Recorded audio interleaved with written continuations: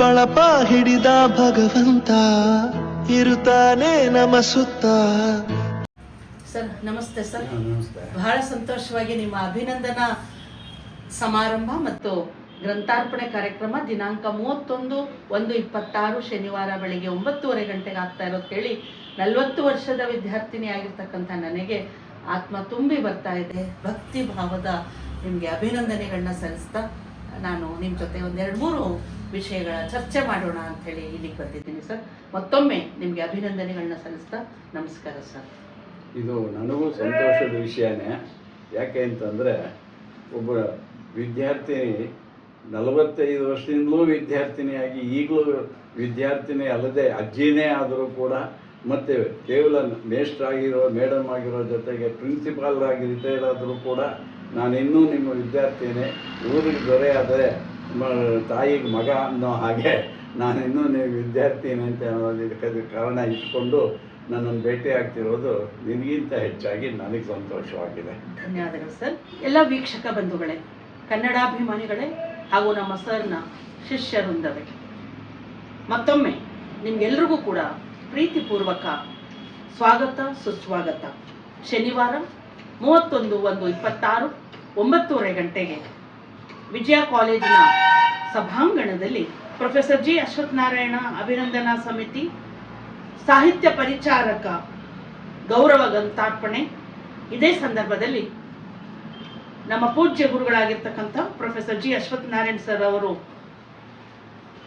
ಬರೆದಿರುವಂತಹ ಗಿಡ ಮರ ಬಳ್ಳಿಗಳ ನೀತಿಕತೆಗಳು, ನನಗೆ ಸಾಹಿತಿಗಳ ಸವಿನೆನಪು, ನಿಮಗೆ ರಸ ಪ್ರಸಂಗಗಳು, ಕುಮಾರವ್ಯಾಸ ಭಾರತದ ಸೂಕ್ತಿ ಸಂಗ್ರಹ ಕೃತಿಗಳ ಲೋಕಾರ್ಪಣಾ ಕಾರ್ಯಕ್ರಮವನ್ನು ಕೂಡ ಅಲ್ಲಿ ಏರ್ಪಡಿಸಿರ್ತಕ್ಕಂತಹ ಸಂದರ್ಭದಲ್ಲಿ ಅತ್ಯಂತ ಸಂತೋಷ ಕೊಡುವಂತಹ ವಿಷಯ ಏನು ಅಂದರೆ 86ರ ಯುವಕನಾಗಿರ್ತಕ್ಕಂತಹ ನಮ್ಮ ಗುರುಗಳು ಪ್ರೊಫೆಸರ್ ಜಿ ಅಶ್ವತ್ಥನಾರಾಯಣ ಸರ್ ಅವರ ಅಭಿನಂದನಾ ಸಮಾರಂಭ ಮತ್ತು ಗೌರವ ಗ್ರಂಥಾರ್ಪಣೆಗೆ ನಿಮ್ಮೆಲ್ಲರನ್ನೂ ಕೂಡ ನಾನು ಮತ್ತೆ ಪ್ರೀತಿಯಿಂದ ಸ್ವಾಗತವನ್ನು ಬಯಸ್ತಾ ಸರ್ ಜೊತೆ ಕೆಲವೊಂದು ಮಾತುಗಳನ್ನ ಹಂಚ್ಕೊಳ್ತೀನಿ. ಸರ್ ಮತ್ತೊಮ್ಮೆ ನಿಮಗೆ ನಮಸ್ಕಾರಗಳು, ನನ್ನ ಪ್ರೀತಿಯ ಅಭಿನಂದನೆಗಳನ್ನ ಸಲ್ಲಿಸ್ತಾ ಸರ್, ಅಭಿನಂದನಾ ಸಮಾರಂಭವನ್ನ ಎಲ್ಲ ಶಿಷ್ಯ ಬಳಗವು ಅಭಿನಂದನಾ ಸಮಿತಿಯನ್ನ ಮಾಡಿಕೊಂಡು ನಿಮಗೆ ಗೌರವ ಸಮರ್ಪಣೆ ಮಾಡ್ತಾ ಇದ್ದೀವಿ. ಈ ಹೊತ್ತು ನಿಮ್ಗೇನು ಅನಿಸ್ತಾ ಇದೆ ಸರ್? ನನಗೇನು ಅನ್ನಿಸ್ತಿದೆ ಅಂತ ಅಂದರೆ, ಬಹುಶಃ ಇದುವರೆಗೂ ನನ್ನ ಜೀವನದಲ್ಲಿ ಇಂಥ ಸನ್ನಿವೇಶ ಒದಗಿ ಬಂದಿರಲಿಲ್ಲ. ಎಂತೆಂಥ ಸಂದರ್ಭಗಳು ಸಾರ್ವಜನಿಕವಾಗಿ ನನಗೆ ಬಂದಿದೆ 60 ವರ್ಷದ ಬದುಕಿನ ಸಾರ್ವಜನಿಕ ಜೀವನದಲ್ಲಿ. ಆದರೆ ನಾನು ಬಂಧುಗಳಲ್ಲ, ಬಳಗವಲ್ಲ, ಅಥವಾ ಯಾವುದೇ ಉತ್ತರಾಧಿಕಾರಿಗಳಲ್ಲ, ಕೇವಲ ಸ್ನೇಹಿತರು, ಹಿತೈಷಿಗಳು, ಅಭಿಮಾನಿಗಳು, ನನ್ನ ಗ್ರಂಥಗಳ ಓದುಗರು ಆಗಿರುವಂಥ ಸಾಹಿತ್ಯ ಪ್ರೇಮಿಗಳು ತಾವಾಗಿ ಬಂದು ಸ್ವಯಂ ಪ್ರೇರಣೆಯಿಂದ ಇಂಥ ಅಭಿನಂದನಾ ಕಾರ್ಯಕ್ರಮ ಮಾಡ್ತೀವಿ ಅಂತ ಹೇಳಿದಾಗ ನನಗೆ ಆಶ್ಚರ್ಯವಾಯಿತು, ದಿಗ್ಭ್ರಮೆಯೂ ಆಯಿತು. ಒಂದು ರೀತಿ ನಾನು ನಂಬೋಕ್ಕೆ ಸಾಧ್ಯವಾಗಲಿಲ್ಲ. ಇವ್ರಿಗೆ ಯಾಕೆ ಹೀಗೆ ಅನ್ನಿಸ್ತು ಅಂತ ನನಗೆ ಇವತ್ತಿಗೂ ಅರ್ಥವಾಗಿಲ್ಲ. ಮತ್ತು ಅವರಿಂದ ನನಗೇನಾಗಬೇಕು ಅಥವಾ ನನ್ನಿಂದ ಅವ್ರಿಗೇನಾಗಬೇಕು ಅಂದರೆ ಏನೂ ಇಲ್ಲ. ಆದರೆ ಅವ್ರಿಗೆ ಯಾಕೆ ಈ ಪ್ರೇರಣೆ ಬಂತು, ಯಾಕೆ ಉತ್ಸಾಹ ಬಂತು, ಆವೇಶ ಬಂತು, ಇಷ್ಟು ಅದ್ಧೂರಿಯಾಗಿ ನನಗೊಂದು ಅಭಿನಂದನೆ ಸಲ್ಲಿಸಬೇಕು ಅನ್ನೋದಕ್ಕೆ ಕಾರಣ ಏನು ಅಂದರೆ, ನಾನೇನು 50 ವರ್ಷದಲ್ಲೇನೋ 50 ಪುಸ್ತಕ ಬರೆದಿರೋದು ನಿಜ, ಆದರೆ ಅದು ಸಂದರ್ಭವಶಾತ್ ಬರೆದಿರೋದು. ಬರೀಬೇಕಾದ ಸಂದರ್ಭ ಬಂತು. ನಾನು ಉದಾಹರಣೆ ಯಾರೋ ಒಂದು ಹಸ್ತಪ್ರತಿಯನ್ನು ಕೊಟ್ಟರು, ಇದನ್ನು ಎಡಿಟ್ ಮಾಡಿಕೊಡಿ ಅಂದರು, ಮಾಡಿದೆ. ಇನ್ಯಾವುದೋ ಒಂದು ಪುಸ್ತಕವನ್ನು ಬರ್ಕೊಡಿ. ಇಷ್ಟು ಸಾಂದರ್ಭಿಕ ಸಾಹಿತ್ಯ ನನಗಿಂತ ಚೆನ್ನಾಗಿ ಬೇಕಾದಷ್ಟು ಸಂಖ್ಯೆ ಒಳಗೆ ಗುಣದಲ್ಲಿ ಪುಸ್ತಕಗಳು ಬರೆದ ಸಾಹಿತಿಗಳು, ವಿದ್ವಾಂಸರು, ಕಲಾವಿದರು ಬೇಕಾದಷ್ಟು ಜನ ಇದ್ದಾರೆ. ಅದನ್ನು ನೋಡಿದ್ರೆ ನನಗೆ ಯಾಕೆ ಇವರು ಇಂಥ ಸನ್ಮಾನ ಮಾಡ್ತಿದ್ದಾರೆ ಅನ್ನೋದು ಇವತ್ತಿಗೂ ನನಗೆ ವಿಸ್ಮಯ. ಆದರೆ ಅವರೆಲ್ಲರ ಅಂತರಂಗದ ಪ್ರೀತಿ, ಅಭಿಮಾನ, ಆಸಕ್ತಿ ಇಷ್ಟಿದೆ ಅನ್ನೋದು ಗೊತ್ತಾಗಿ ನನಗೆ ನಿಜಕ್ಕೂ ದಿಗ್ಭ್ರಮೆಯಾಗಿದೆ. ಅದಕ್ಕೆ ಕಾರಣ ಏನು ಅಂತಲೇ ತಿಳಿತಿಲ್ಲ. ಆದರೂ ಸಹ ಇನ್ನೊಂದು ದೃಷ್ಟಿಯಿಂದ ಹೇಳೋ ಹಾಗಿದ್ರೆ, ಒಂದು ರೀತಿ ಇದು ಭಾಗ್ಯ, ಇದು ಭಾಗ್ಯ, ಇದು ಭಾಗ್ಯವಂತ ನನಗೆ ಅನಿಸಿದೆ ದಾಸರು ಹೇಳೋ ಹಾಗೆ. ಯಾಕೆಂದರೆ ಇದು ಇಷ್ಟೊಂದು ಜನಗಳಿಗೆ ವಿಶ್ವಾಸ, ಪ್ರೀತಿ, ಅಭಿಮಾನ ಮೂಡುವ ಹಾಗೆ ನಾನು ನಡ್ಕೊಂಡಿದ್ದೀನಿಯೇ, ಬರವಣಿಗೆ ಮಾಡಿದ್ದೀನಿಯೇ, ಭಾಷಣಗಳು ಮಾಡಿದ್ದೀನಿ ಅನ್ನೋದು ನನಗೆ ಅಚ್ಚರಿ ತಂದ ಸಂಗತಿಯಾಗಿದೆ. ಸರ್ ದಿಗ್ಭ್ರಮೆ ಅಂತೂ ನೀವು ಪಡಬೇಕಾಗೇ ಇಲ್ಲ ಸರ್. ಇದು ಯಾವತ್ತೋ ಆಗಬೇಕಾಗಿತ್ತು. 86 ವರ್ಷದಲ್ಲಿ ನೀವು ಬರೆದಿರ್ತಕ್ಕಂಥ ಸಾಹಿತ್ಯದ ಕೃತಿಗಳನ್ನು ಗಮನಿಸಿ, ನೀವೇನು ಒಂದು 34 ವರ್ಷ ವಿದ್ಯಾರ್ಥಿಗಳಿಗೆ ನೀವು ಸಾಹಿತ್ಯವನ್ನು ನೀವು ಬೋಧನೆ ಮಾಡಿದಿರೋ, ಈ ಎಲ್ಲದರ ಹಿನ್ನೆಲೆಯಲ್ಲಿ ನಿಮ್ಮ ಪುಸ್ತಕಕ್ಕೆ ಸಾಹಿತ್ಯ ಪರಿಚಾರಕ ಅಂತಕ್ಕಂಥ ಶೀರ್ಷಿಕೆಯನ್ನು ಕೊಟ್ಟಿದ್ದೀವಿ. ಇದು ನಿಮಗೆ ಖುಷಿ ತರುವಂಥ ವಿಷಯವ ಸರ್? ನಿಜ ಸಾಹಿತ್ಯ ಪರಿಚಾರಕ ಅನ್ನೋದು ನನಗೆ ಬಹಳ ಪ್ರಿಯವಾದಂಥ ಒಂದು ಶೀರ್ಷಿಕೆ, ಒಂದು ಪ್ರಶಸ್ತಿ ಅಂತಂದರೆ ತಪ್ಪಲ್ಲ. ಕಾರಣ ಏನು ಅಂದರೆ ಸಾಹಿತ್ಯ ಪರಿಚಾರಕ ಅನ್ನೋ ಒಂದು ಪ್ರಶಸ್ತಿಯನ್ನು, ಬಿರುದನ್ನು ಅಥವಾ ಒಂದು ಶೀರ್ಷಿಕೆಯನ್ನು ಮೆಚ್ಚಿಕೊಂಡವರು, ಅದನ್ನು ಹೇಳಿಕೊಂಡವರು ಜಿ ಪಿ ರಾಜರತ್ನಂ. ಯಾಕೆ ಅಂದರೆ ಅವರು ಕೇವಲ ಆ ಮಾತಿಗೆ ಸಾರ್ಥಕವಾದಂಥ ಅರ್ಥವನ್ನು ತಂದಂಥವರು. ಅವ್ರ ಜೀವನದುದ್ದಕ್ಕೂ ಸಾಹಿತ್ಯ ಪರಿಚಾರಿಕೆ ಮಾಡಿದವರು. ಅವರು ಸಾಹಿತ್ಯ ನಿರ್ಮಾಣ ಮಾಡಿದ್ದಾರೆ, ಸಾಹಿತ್ಯದ ಇತಿಹಾಸವನ್ನು ನಿರ್ಮಾಣ ಮಾಡಿದ್ದಾರೆ. ಆದರ್ಶ ಶಿಕ್ಷಕರು ಅಂದರೆ ಅವರಂಥವ್ರು ಇನ್ನೊಬ್ಬರಿಲ್ಲ. ಅಷ್ಟಾದರೂ ಅವರು ನಾನು ಸಾಹಿತ್ಯ ಪರಿಚಾರಕ ಅಂತ ವಿನಮ್ರತೆಯಿಂದ ಹೇಳ್ಕೊಳ್ತಾ ಇದ್ದರು. ಅದು ಅವರ ವಿನಯ ಸೌಜನ್ಯವನ್ನು ತೋರಿಸೋದಕ್ಕಿಂತ ಹೆಚ್ಚಾಗಿ ನಿಜವಾಗಿ ತಿಳಿದ ಒಬ್ಬ ಮನುಷ್ಯ ಸರ್ವಜ್ಞತ್ವವನ್ನು ಹೊಂದಿದ್ದರೂ ಕೂಡ ಹೇಗೆ ಪರಮಾತ್ಮನೆದುರು ಭಕ್ತ ತನ್ನ ವಿನಮ್ರತೆಯನ್ನು ವ್ಯಕ್ತಪಡಿಸ್ತಾನೋ ಹಾಗೆ ಸಾರ್ವಜನಿಕ ಬದುಕಿನಲ್ಲಿ ನಾನೊಬ್ಬ ಸಾಹಿತ್ಯ ಪರಿಚಾರಕ ಅಂತ ಹೇಳ್ಕೊಳ್ತಾ ಇದ್ದದ್ದು ನನಗೆ ನಿಜವಾಗಿ ಪ್ರಿಯವಾದ ಸಂಗತಿ ಆಗಿತ್ತು. ಆದ್ದರಿಂದ ಅಂಥ ಒಂದು ಹೆಸರನ್ನೇ ಇಲ್ಲಿ ಗ್ರಂಥಕ್ಕಿಟ್ಟು ಗೌರವ ಗ್ರಂಥ ಕೊಡ್ತಿರೋದು ನನ್ನ ವ್ಯಕ್ತಿತ್ವಕ್ಕೆ ನಿಜವಾಗಿ ಒಳ್ಳೆಯ ಮಾತು ಅಂತ ನಾನು ತಿಳಿದಿದ್ದೇನೆ. ಸರ್, ನಿಮ್ಮದು ಶಿಕ್ಷಣ ವಿದ್ಯಾಭ್ಯಾಸವನ್ನು ನಾನು ಮೊದಲಿಂದ ನೋಡ್ಕೊಂಡು ಬಂದಿದ್ದೀನಿ. ಸಾಹಿತ್ಯದಲ್ಲಿ MA, ಸಮಾಜಶಾಸ್ತ್ರದಲ್ಲಿ MA, ಮೆಕ್ಯಾನಿಕಲ್ ಡಿಪ್ಲೊಮೊ ಮತ್ತು ಶಾಸನಶಾಸ್ತ್ರದಲ್ಲಿ ಡಿಪ್ಲೊಮೊ ಮಾಡಿರ್ತಕ್ಕಂಥ ನೀವು ಹೇಗೆ ಸರ್ ನೀವು ವಿಜ್ಞಾನ ಮತ್ತು ಸಾಹಿತ್ಯ ಇವೆರಡರ ಸಂಬಂಧ ವ್ಯಕ್ತಿತ್ವವನ್ನು ನೀವು ಯಾವ ರೀತಿ ನಿರ್ಮಿಸ್ಕೊಂಡಿದ್ದೀರಿ ಸರ್? ನನ್ನ ಮಟ್ಟಿಗೆ ಹೇಳೋದಾದರೆ ಒಂದು ವಿಶೇಷ ಸಂದರ್ಭ ಅಥವಾ ವಿಶಿಷ್ಟ ಸಂದರ್ಭ ಇಲ್ಲವೇ ವಿಚಿತ್ರ ಸಂದರ್ಭ ಅಂತ ಹೇಳ್ಬೋದು. ಕಾರಣ ಏನು ಅಂದರೆ ನಾನು ಮಾಧ್ಯಮಿಕ ಶಾಲೆಯಲ್ಲಿ ಓದೋವಾಗಲೇ, ಕೋಟೆ ಮಾಧ್ಯಮಿಕ ಶಾಲೆಯಲ್ಲಿ ಓದೋವಾಗಲೇ ಅದರ ಎದುರುಗಡೆನೇ ಕನ್ನಡ ಸಾಹಿತ್ಯ ಪರಿಷತ್ತಿದೆ. ಎದುರುಗಡೆ ಫುಟ್ಪಾತಲ್ಲೇ ಪರಿಷತ್ತಿದೆ.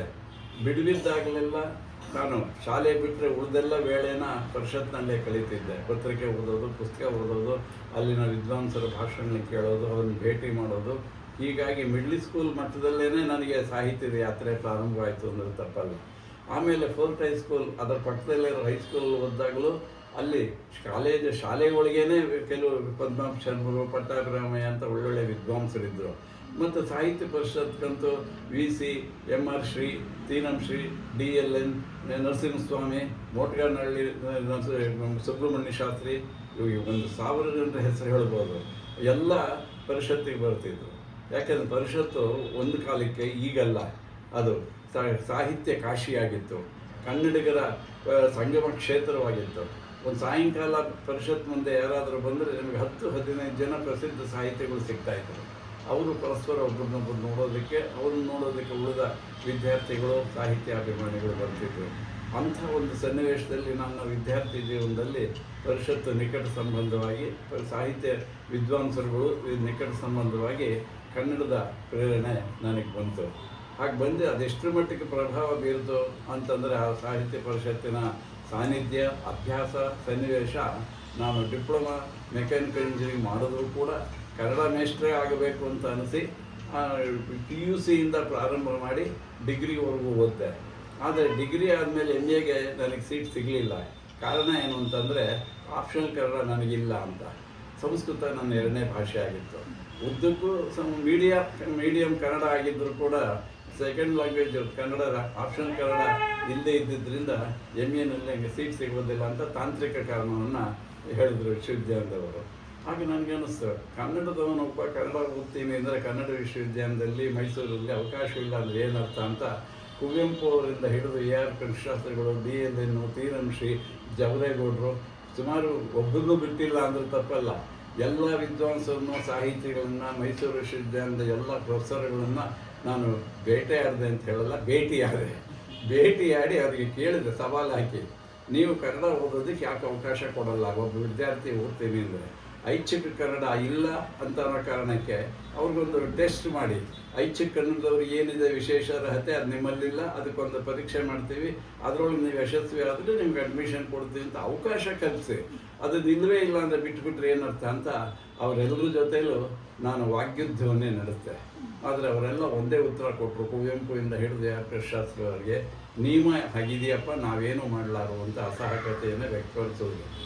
ಅದು ನಿಯಮ ನೀವ್ಯಾಕೆ ಬದಲಾಯಿಸಬಾರ್ದು, ವಿಶ್ವವಿದ್ಯಾಲಯದ ನಿಯಮಗಳು ನಿಮ್ಮಂಥವ್ರು ಮಾಡಿದ್ದಾನೆ ಅಂತ ಹೇಳಿದ್ರೆ ಅದೀಗ ಸದ್ಯಕ್ಕೆ ಸಾಧ್ಯವಿಲ್ಲದ್ದು. ಒಟ್ಟಿನಲ್ಲಿ ನನಗೆ ಕನ್ನಡ ಓದೋ ಅವಕಾಶ ಇಲ್ಲ ಅಂತ ಖಾತ್ರಿ ಆಯಿತು. ಆ ಸಂದರ್ಭದಲ್ಲಿ ಒಂದು ಸುದ್ದಿ ನನಗೆ ತಿಳಿದಿದ್ದೇನು ಅಂದರೆ, ಕರ್ನಾಟಕ ವಿಶ್ವವಿದ್ಯಾಲಯದಲ್ಲಿ ಒಂದು MA ಮಾಡಿದ್ರೆ ಇನ್ನೊಂದು MA ಮಾಡಬಹುದು ಅನ್ನೋ ಅವಕಾಶ ಇದೆ ಅಂತ ತಿಳಿಯಿತು. ಹಾಗಾದರೆ ಸರಿ ಅಂತ ಹೇಳಿ ಸಮಾಜಶಾಸ್ತ್ರದ MA ಮಾಡೋದಕ್ಕೆ ಸೇರಿಕೊಂಡೆ. ಆಮೇಲೆ ಸಮಾಜಶಾಸ್ತ್ರ MA ಮಾಡಿದ ಮೇಲೆ ಅದರ ಆಧಾರದ ಮೇಲೆ ಕನ್ನಡ MAಗೆ ಕರ್ನಾಟಕ ವಿಶ್ವವಿದ್ಯಾಲಯ ಸೇರಿ ಕನ್ನಡ ಮಾಡಿದೆ. ಹಾಗೆ ಮಾಡೋ ಸಂದರ್ಭದಲ್ಲಿ ಅಲ್ಲಿ ಸಂಜೆ ಶಾಸನ ತರಗತಿಗಳು ನಡೀತಿತ್ತು. PB ದೇಸಾಯಿ, ಶ್ರೀನಿವಾಸ ರೀತಿ, ಬಾರಾ ಗೋಪಾಲು ಪ್ರಸಿದ್ಧ ಶಾಸನ ತಜ್ಞರೇ ಆ ತರಗತಿಗಳನ್ನು ತಗೊಳ್ತಿದ್ರು. ಅದು ಸಂಜೆ ಹೊತ್ತು ಆ ಡಿಪ್ಲೊಮಾನು ಮುಗಿಸಿದೆ ನಾನು. ಹಾಗಾಗಿ ಮತ್ತು ಆ ಕಾಲದಲ್ಲಿ ಕರ್ನಾಟಕ ವಿಷಯದಲ್ಲಿ ಬಹಳ ಅತ್ಯುನ್ನತ ವಿದ್ವಾಂಸರುಗಳು ಇದ್ದಿದ್ದು ನನ್ನ ಅದೃಷ್ಟ ಅಂತ ಹೇಳ್ಬೋದು. ಉದಾಹರಣೆಗೆ ಭೂಸ್ನೂರ್ ಮಠ ಅಂತವರು, ಸುಂಕಾಪುರರು, ಹಿರೇಮಠರು, BS ಕುಲಕರ್ಣಿ, ವಿಶ್ವೇಂದ್ರ ಸ್ವಾಮಿ ಇವೆಲ್ಲ ನಮಗೆ ಅಧ್ಯಾಪಕರಾಗಿದ್ದರು. DC ಪಾವಟೆ ಅವರು ವೈಸ್ ಚಾನ್ಸಲರ್ ಆಗಿದ್ದರು. ಅವರು ವೈಸ್ ಚಾನ್ಸಲರ್ ಆದರೂ ಪ್ರತಿಯೊಬ್ಬ ವಿದ್ಯಾರ್ಥಿಗೂ ಅಧ್ಯಾಪಕರಿಗೂ ಹತ್ತಿರದವರಾಗಿದ್ದರು ಅನ್ನೋ ವಿಶೇಷ. ಬೇರೆ ಯಾವ ವಿಶ್ವವಿದ್ಯಾಲಯದಲ್ಲಿ ವೈಸ್ ಚಾನ್ಸಲರ್ ಜನಸಾಮಾನ್ಯರಿಗೆ ವಿಶೇಷ ಸಂದರ್ಭ ಬಿಟ್ಟರೆ ಸಿಕ್ಕಲ್ಲ. ಅವರು ದಿನನಿತ್ಯ ಸಿಗ್ತಿದ್ದವರು, ಎಲ್ಲ ವಿದ್ಯಾರ್ಥಿಗಳ ಜೊತೆ ಸಹೋದ್ಯೋಗಿದ್ದರು. ಎಷ್ಟರ ಮಟ್ಟಿಗೆ ಅಂದರೆ ಕಾಮನ ಹಬ್ಬದ ದಿನ ಆ ಹೋಳಿ ಇದರೊಳಗೆ ವಿದ್ಯಾರ್ಥಿಗಳ ಜೊತೆಲಿ ಸೇರಿ ಹೋಳಿ ಆಟ ಆಡ್ತಿದ್ರು. ಅದರಲ್ಲಿ ಅಂಥ ವೈಸ್ ಚಾನ್ಸಲರು ಅಂತ ಅಧ್ಯಾಪಕರ ಮಧ್ಯೆ ವಿದ್ವಾಂಸರ ನಡುವೆ ನನ್ನ ಸಮಾಜಶಾಸ್ತ್ರದ ಕನ್ನಡ MA ಮುಗಿದು ನಾನು ಕನ್ನಡ ಅಧ್ಯಾಪಕನಾಗುವ ಅವಕಾಶ ಸಿಕ್ತು. ಹೀಗಾಗಿ ಡಿಪ್ಲೊಮಾ ಮಾಡಿದ್ರು, ಸಮಾಜಶಾಸ್ತ್ರ ಮಾಡಿದ್ರು, ಕನ್ನಡ ಮೇಷ್ಟ್ರು ಯಾಕಾದ್ರು ಅನ್ನೋ ಪ್ರಶ್ನೆಗೆ ಉತ್ತರ ಈ ಮಾತುಗಳಲ್ಲಿ. ಎಷ್ಟು ಸಂತೋಷ ಆಗ್ತಾ ಇದೆ ಕನ್ನಡಾಭಿಮಾನಿಗಳೇ. ಒಬ್ಬ ಹೆಮ್ಮೆಯ ಕನ್ನಡಿಗ ಅವ್ರು ತಮ್ಮ ಸಮಸ್ಯೆಯನ್ನ ಎಲ್ಲ ಅಭಿಜಾತ ಸಾಹಿತಿಗಳ ಮುಂದೆ ಇಟ್ಟಾಗ ಈ ಸಾಮಾನ್ಯ ಕನ್ನಡ ಓದೋರಿಗೆ ಐಚ್ಛಿಕ ಕನ್ನಡ ಇಲ್ಲ ಅಂತಕ್ಕಂಥ ಒಂದು ಅಂಶ ಸರ್ ನನಗಂತೂ ಬಹಳ ಖುಷಿ ಆಗ್ತಾ ಇದೆ. ಇವತ್ತಿಗೂ ಕೂಡ ಕನ್ನಡ ಸಾಮಾನ್ಯ ಕನ್ನಡ ಓದಿರ್ತಕ್ಕಂಥವ್ರಿಗೂ ಕೂಡ MAಯಲ್ಲಿ ಸೀಟ್ ಸಿಗ್ತಾ ಇದೆ. ಅದಕ್ಕೆ ಕಾರಣ ನೀವು ಅನ್ನೋದು ನನಗೆ ಈ ಚರ್ಚೆಯಲ್ಲಿ ಗೊತ್ತಾಗ್ತಾ ಬಂತು. ಮತ್ತೊಮ್ಮೆ ಎಲ್ಲರ ಪರವಾಗಿ ನಿಮಗೆ ಐಚ್ಛಿಕ ಕನ್ನಡನೇ ಓದಬೇಕು, ಅವ್ರಿಗೆ ಮಾತ್ರ ಸೀಟು, ಸಾಮಾನ್ಯ ಕನ್ನಡದವರಿಗೆ ಸೀಟ್ ಇಲ್ಲ ಅಂತಕ್ಕಂಥ ಒಂದು ವಿಚಾರ ಶಿಕ್ಷಣ ಕ್ಷೇತ್ರಕ್ಕೆ ನೀವು ಕೊಟ್ಟಿರ್ತಕ್ಕಂಥ ಕೊಡುಗೆ ಅಂತ ಹೇಳಿ ನನಗೆ ಅನಿಸ್ತಾ ಇದೆ ಸರ್. ಈ ವಿಷಯದಲ್ಲಿ ಜವರೇಗೌಡರನ್ನ ನಾನು ಜ್ಞಾಪಿಸ್ಕೋಬೇಕು. ಯಾಕಂದ್ರೆ ಅವರ ಹತ್ರನೂ ಈ ವಿಷಯ ಪ್ರಸ್ತಾಪ ಮಾಡಿದ್ದೇನೆ. ನೀವು ವೈಸ್ ಚಾನ್ಸಲರ್ ಆಗಿ ಕೂಡ ಒಂದು ಅವಕಾಶ ಕಲ್ಸೋಕ್ಕಾಗೋದು ಏನೋ ಕೇಳಿದ್ದ ಅವರು. ನೀವು ಹೇಳೋದು ನಿಜ, ಏನಾದರೂ ಒಂದಲ್ಲ ಒಂದು ಕಾಲಕ್ಕೆ ನಾನು ಪ್ರಯತ್ನ ಮಾಡ್ತೀನಿ ಅಂತ ಆಶಾಭಾವನೆ ವ್ಯಕ್ತಪಡಿಸಿದ್ರು. ಅವರು ವೈಸ್ ಚಾನ್ಸಲರ್ ಆದಮೇಲೆ ಕನ್ನಡದ ಪರೀಕ್ಷೆ ಒಂದು ಸರ್ಟಿಫಿಕೇಟ್ ಕೊಟ್ಟು ಡಿಪ್ಲೊಮಾ ಇವೆಲ್ಲ ಪ್ರಾರಂಭ ಮಾಡಿ ವಿಜ್ಞಾನದ ವಿದ್ಯಾರ್ಥಿಗಳು, ಉಳಿದ ಕನ್ನಡ ಐಚ್ಛಿಕ ವಿದ್ಯಾರ್ಥಿ ಅಭ್ಯಾಸ ಇಲ್ಲದೇ ಇರೋರಿಗೆಲ್ಲ ಅವಕಾಶ ಕಲ್ಪಿಸಿದ್ರು. ಆಮೇಲೆ ಮುಕ್ತ ವಿಶ್ವವಿದ್ಯಾನಿಲಯ ಬಂತು. ಹಾಗೆ ಬಂದು ಕನ್ನಡೇತರಿಗೆ ಅಂದರೆ ಐಚ್ಛಿಕ ಕನ್ನಡ ಇಲ್ಲದವರು ಕನ್ನಡ ಯಾರು ಬೇಕಾದರೂ ಕನ್ನಡ MA ಮಾಡ್ಬೋದು, ಅಭ್ಯಾಸ ಮಾಡ್ಬೋದು ಅನ್ನೋ ಅವಕಾಶದ ಬಾಗಿಲು ತೆಗೆದವರು ಅಲ್ಲಿ ಪ್ರಮುಖ ಪಾತ್ರವಿದ್ದವರು ಜವರೇಗೌಡರು. ಅದರಲ್ಲೇನು ಅದಕ್ಕೆ ಮೂಲ ಕಾರಣಗಳಲ್ಲಿ ಒಂದು ನಾನು ಅನ್ನೋದು ಹೇಳಬಹುದಾದಂಥ ಸಂಗತಿ. ನೋಡಿ ಸರ್, ನಾವು ಕನ್ನಡ ಚಳವಳಿಗಾರರು, ಕ್ರಾಂತಿ ಮಾಡಿದ್ರು, ಕನ್ನಡ ಉಳಿಸಿದ್ರು ಅಂತ ಹೇಳ್ತೀವಿ. ಆದರೆ ವಿದ್ಯಾರ್ಥಿ ದಶೆಯಲ್ಲಿಯೂ ಕೂಡ ನೀವು ಮಾಡಿರ್ತಕ್ಕಂಥ ಈ ಸಾಮಾನ್ಯ ಕನ್ನಡಿಗನಿಗೆ ಐಚ್ಛಿಕ ಕನ್ನಡ ಓದಲಿಕ್ಕೆ ಸಾಧ್ಯ ಇದೆ ಅಂತಕ್ಕಂಥದ್ದು ಕೂಡ ನನ್ನಂಥವಳಿಗೆ ನೀವೊಬ್ಬರು ಶಿಕ್ಷಣ ಕ್ಷೇತ್ರದ ಕ್ರಾಂತಿಕಾರಕ ಸಾಹಿತಿ ಅಂತ ಅನಿಸ್ತಾ ಇದೆ. ಮತ್ತೊಮ್ಮೆ ನಿಮಗೆ ನಾನು ಅಭಿನಂದನೆಯನ್ನು ಸಲ್ಲಿಸ್ತಾ, ನಿಮ್ಮನ್ನ ಯಾಕೆ ನಾನು ಹೆಮ್ಮೆಯ ಕನ್ನಡಿಗ ಅಂತ ಹೇಳಿ ಕರಿತೀನಿ ಅಂತ ಹೇಳಿದ್ರೆ ಸರ್, ಬಹಳ ನಿಕಟವಾಗಿ ನಿಮ್ಮ ತರಗತಿಗಳಲ್ಲಿ ನಾನು ಭಾಗವಹಿಸಿದ್ರಿಂದ ಐಚ್ಛಿಕ ಕನ್ನಡವನ್ನು ನಾನು ಓದಿಲ್ಲ ಅಂತ ಹೇಳಿ ನೀವು ಇಷ್ಟು ಸ್ಪಷ್ಟವಾಗಿ ಹೇಳಿದ್ರು ಕೂಡ ನಮಗೆಲ್ಲ ನೀವು ಪಾಠ ಮಾಡಿದ್ದು ಹಳೆಗನ್ನಡದ ಸ್ಮಶಾನ ಕುರುಕ್ಷೇತ್ರ ಸೆಕೆಂಡ್ PUCಯಲ್ಲಿ ನೀವು ಮಾಡಿದ್ದು ಇವತ್ತಿಗೂ ಕಣ್ಣಿಗೆ ಕಟ್ಟದಂಗಿದೆ ಸರ್. ನಿಮ್ಮ ಧ್ವನಿ ಭಾರ ಆಗಲಿ, ನಿಮ್ಮ ಸ್ವರ ಭಾರವಾಗಲಿ, ನಿಮ್ಮ ಏರಿಳಿತಗಳಾಗಲಿ, ನೀವು ಹಳೆಗನ್ನಡದ ಪದಗಳನ್ನು ಬಳಸ್ತಕ್ಕಂಥ ರೀತಿ, ಒಂದು ಪದಕ್ಕೆ ಇರ್ತಕ್ಕಂಥ ನಾನಾರ್ಥಗಳು, ಸಮಾನಾರ್ಥಕ ಪದಗಳು, ವಾಕ್ಯ ರಚನೆಯನ್ನು ಮಾಡಿದ್ರೆ ಹೀಗೆ ಮಾಡಬೇಕು ಅಂತೇಳಿ ನೀವು ಕಟಿಬದ್ಧರಾಗಿ ನಮ್ಗೆ ಹೇಳ್ಕೊಟ್ಟಿರ್ತಕ್ಕಂಥದ್ದು ನೀವೊಬ್ಬರು ಐಚ್ಛಿಕ ಕನ್ನಡದ ವಿದ್ಯಾರ್ಥಿ ಅಂತೇಳಿ ನನಗೆ ಅನಿಸ್ತಾ ಇದೆ. ಸ್ನೇಹಿತರೆ, ಸರ್ ನಮಗೆ ಐಚ್ಛಿಕ ಕನ್ನಡದಲ್ಲಿ ಶಬ್ದಮಣಿ ದರ್ಪಣ ಅಂತಕ್ಕಂಥ ಒಂದು ಕಾಠಿಣ್ಯಪೂರ್ವಕವಾದಂಥ ವ್ಯಾಕರಣಶಾಸ್ತ್ರ ಗ್ರಂಥ ಅನ್ನೋದನ್ನು ಕೂಡ ಎಷ್ಟು ತಿಳಿಯಾಗಿ ಸಾರ್ ಬೋರ್ಡ್ ಮೇಲೆ ಬರೆದು ಅದನ್ನು ಪದವಿ ಭಾಗ ಮಾಡಿ ಅದಕ್ಕೆ ಏನೇನು ಹೊಸಗನ್ನಡದ ವಾಕ್ಯ ರಚನೆಯನ್ನು ಮಾಡಬೇಕು ಅದನ್ನು ಮೊದಲು ನಮ್ಗೆ ಅರ್ಥ ಮಾಡಿಸಿ ಆಮೇಲೆ ನಮಗೆ ವ್ಯಾಕರಣ ಮತ್ತು ಛಂದಸ್ಸನ್ನು ಹೇಳ್ಕೊಟ್ಟಿರ್ತಕ್ಕಂಥ ಗುರುಗಳು ಸರ್.